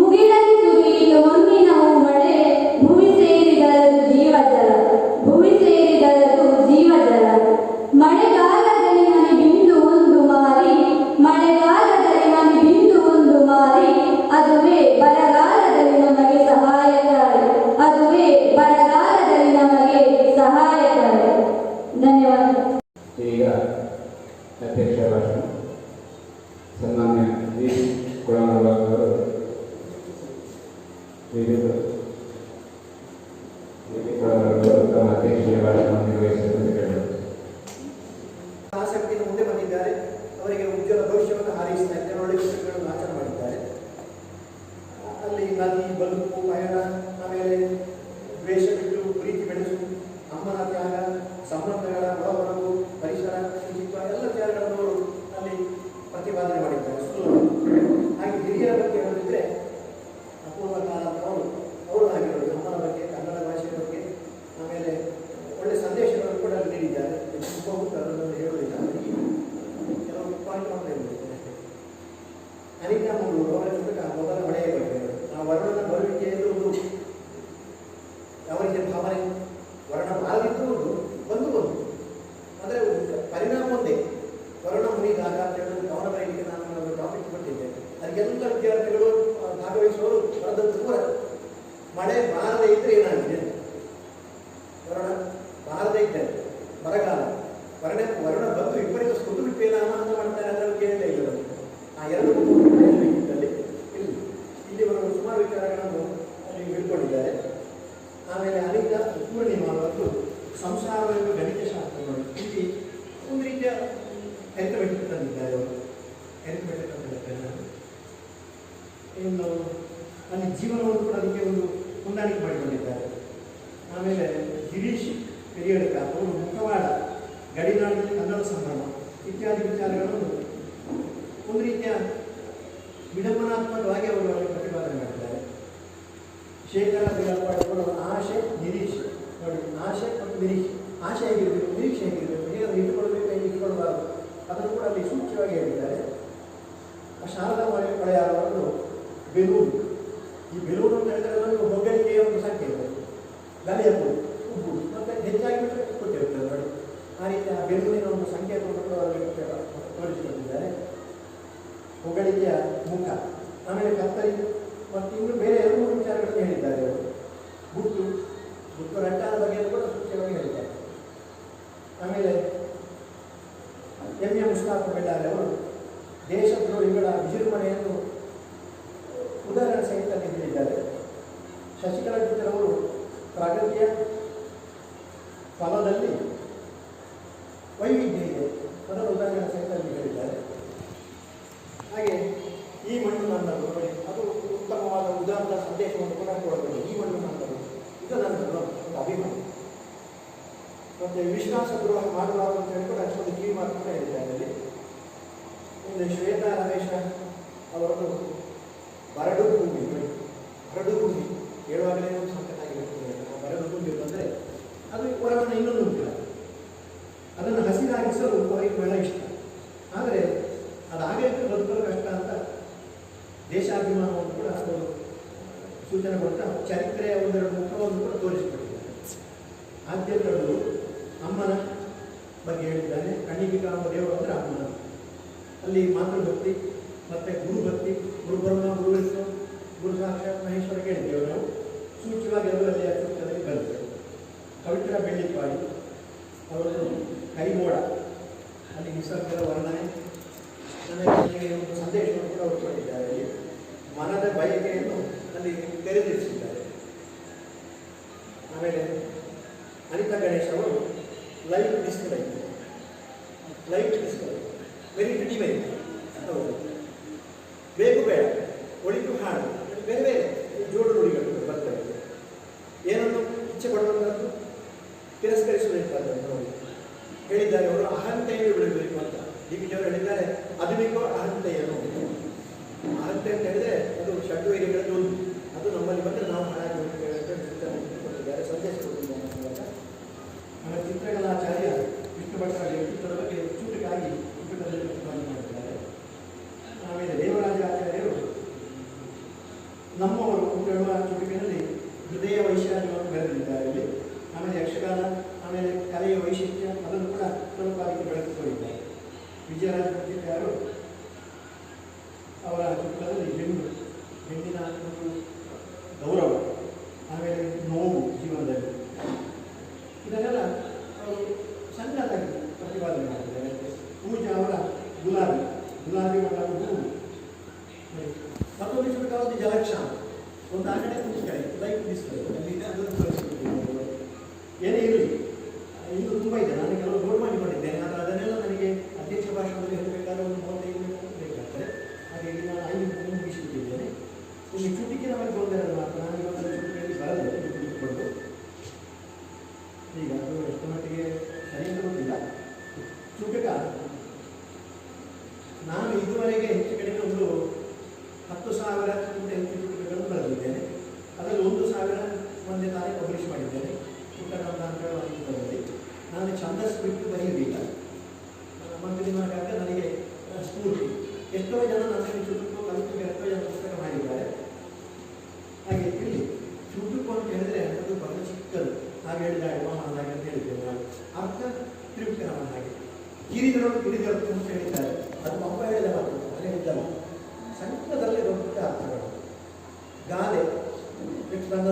ಇದಕ್ಕೆಲ್ಲ ಎಷ್ಟು ಅರ್ಥ ಉಂಟು ಗೊತ್ತುಂಟ?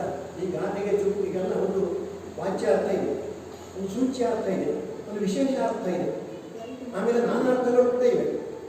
ಮತ್ತೆ ಕೆಲವೊಮ್ಮೆ ಯಾರಿಗೂ ಕಾಣದ ಒಳಗೆ ಹುಡುಕುವಂತಹ ತಿಳ್ಕೊಳ್ಳುವಂಥ ಒಂದು ಅರ್ಥ ಇರ್ತದೆ. ಈಗ ಉದಾಹರಣೆಗೆ ಒಂದು ಗಾದೆ, ಏಕಾದಶಿ ಮನೆಗೆ ಶಿವರಾತ್ರಿ ಬಂದಂತೆ ಅಂತ. ಅಲ್ಲಿ ವಾಚ್ಯಾರ್ಥ ಉಂಟು, ಸೂಚ್ಯಾರ್ಥ ಉಂಟು, ವಿಶೇಷ ಅರ್ಥ ಉಂಟು, ಅದೇ ರೀತಿ ಅರ್ಥ ಕೂಡ ಗಾದೆಗಳುಂಟು, ಎಲ್ಲ ಉಂಟು. ಆದರೆ ಇನ್ನೊಂದು ಸಂದೇಶ ಉಂಟು, ಅದು ಯಾರಿಗೂ ಗೊತ್ತೇ ಆಗೋದಿಲ್ಲ. ಏನು ಅಂತ ಹೇಳಿದ್ರೆ ಒಂದು ಕೋಮು ಸಂದೇಶ ಉಂಟು. ಎರಡು ಕೋಮು ಉಂಟಲ್ಲಿ, ಏಕಾದಶಿ ಒಂದು ಕೋಮು, ಶಿವರಾತ್ರಿ ಒಂದು ಕೋಮು. ಏಕಾದಶಿಗೆ ಉಪವಾಸ, ಊಟ ಇಲ್ಲ. ಏಕಾದಶಿಯ ಫ್ರೆಂಡ್ ಶಿವರಾತ್ರಿ. ಶಿವರಾತ್ರಿ ಗೆಳೆಯನ ಮನೆಗೆ ಬಂದಾಗ ಇವನಿಗೆ ಉಪವಾಸ, ಅವನಿಗೆ ಊಟ ಕೊಡೋದು ಹೇಗೆ? ಆಯ್ತು, ಊಟ ಕೊಟ್ಟರು ಮನೆ ಯಜಮಾನ ಊಟ ಮಾಡಬೇಕಲ್ಲ, ಊಟ ಇಲ್ಲ. ಹಾಗಾಗಿ ಏನು ಮಾಡಿದ, ಆ ಶಿವರಾತ್ರಿ ಈಗ ಏಕಾದಶಿ ಗೆಳೆಯರೊಟ್ಟಿಗೆ ಹೊಂದಾಣಿಕೆ ಮಾಡಿಕೊಂಡು ನಾನು ನಿನ್ನೊಟ್ಟಿಗೆ ಉಪವಾಸ ಮಾಡ್ತೇನೆ ಮಾರಾಯ. ರಾತ್ರಿ ಶಿವರಾತ್ರಿಗೆ ನಿದ್ರೆ ಇಲ್ಲ, ಜಾಗರಣೆ ಆಯ್ತಲ್ಲ, ಅವನೊಟ್ಟಿಗೆ ಏಕಾದಶಿ ಹೊಂದಾಣಿಕೆ ಮಾಡಿಕೊಂಡು ನಿದ್ರೆಗೆ ಇಟ್ಟುಕೊಳ್ತೇವೆ. ಈ ರೀತಿ ಹೊಂದಾಣಿಕೆ ಎರಡು ಕೋಮುಸವಾಗುತ್ತೆ ನೋಡಿ. ಅಲ್ಲಿ ಕೂಡ ಇಂಥದ್ದು ಕೂಡ ಈ ಚುಟುಕುಗಳಲ್ಲಿ ಗಾದೆಗಳಲ್ಲಿ ನಾವು ಹುಡುಕಬೇಕು. ಮೇಲಿನ ಮೇಲೆ ಹೋದರೆ ಗೊತ್ತಾಗೋದಿಲ್ಲ, ಅದರ ಒಳಗೂ ನಾವು ನೋಡಬೇಕು. ಸಮುದ್ರದ ಬದಿಗೆ ಹೋಗಿ ಅಲ್ಲಿ ಪ್ರೋಕ್ಷಣೆ ಮಾಡಿದರೆ ಹುಡುಗಿ ಚುಟ್ಟು ಬೀಳ್ತಾರೆ ತಲೆಗಷ್ಟೇ. ಮುತ್ತು ಸಿಕ್ಕಬೇಕಾದ್ರೆ ಅದರೊಳಗೆ ಇಳಿಬೇಕು, ಪ್ರಾಣದ ಹಂತಗಳನ್ನು ಹೋರಾಡಬೇಕು, ಆಗ ಸಿಗ್ತದೆ. ಅಂತಹ ಪ್ರಯತ್ನವನ್ನು ನಾವು ಮಾಡಬೇಕು. ನಾವು ಎಷ್ಟೋ ಜನ ಚುಟುಕುವರಿಗಳು ಈಗ ಏನೆಲ್ಲ ಬಂದುಬಿಡ್ತಾರೆ. ನಾನು ಸ್ವಲ್ಪ ಬೇಜಾರದಲ್ಲಿ ಹೇಳ್ತಾ ಇದ್ದೇನೆ, ಒಳ್ಳೊಳ್ಳೆ ಚುಟು ಬರ್ತಾ ಉಂಟದ್ರೊಟ್ಟಿಗೆ ಈಗ ಮಾಧ್ಯಮದ ಹಾವಳಿ ಹೆಚ್ಚಾಗಿ ನಮ್ಮ ವಾಟ್ಸಪ್ಗಳೆಲ್ಲ ಎಲ್ಲ ಚುಟುಕುಗಳು ಅಸಂಬದ್ಧವೇ ಬಂದು ಬಿಡ್ತಾರೆ. ಒಟ್ಟಾರೆ ಪ್ರಾಸಗಳನ್ನು ಎಲ್ಲಿಂದಲೇ ಎಳೆದು ತಂದು ಹಾಕ್ತಾರೆ. ಮೊನ್ನೆ ಬರೋದು ಚುಟುಕು ಬಂದರು, ನವಿಲದ್ದು ನಾಟ್ಯದಲ್ಲಿ ಅಂತ. ನನಗೆ ಆಶ್ಚರ್ಯ, ಇದು ನವಿಲದ್ದು ನಾಟ್ಯದಲ್ಲಿ ಅಂದರೆ ಎಂಥದ್ದು ಮಾರಾಯ ಕೇಳಿದ್ರು. ಅದು ನವಿಲದ್ದು 5 ಮಾತ್ರ ಬರಬೇಕಲ್ಲ ಕೇಳಿದ್ರು.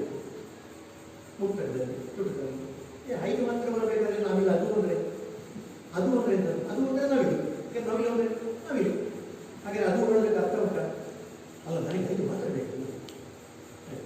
ನಾನು ಹೇಳಿದೆ ಅದನ್ನು ನವಿಲೊಂದು ಅಂತ ಮಾಡಿ ಅಂತ ಹೇಳಿದೆ.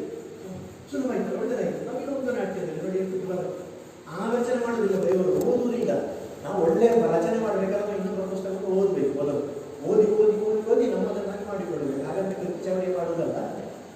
ನನ್ನ ಚುಟುಕುಗಳನ್ನು ಪುಸ್ತಕಗಳನ್ನು 3 ಗಂಟೆ ಕದ್ದಿದ್ದಾರೆ ನನ್ನ ಗೆಳೆಯರು.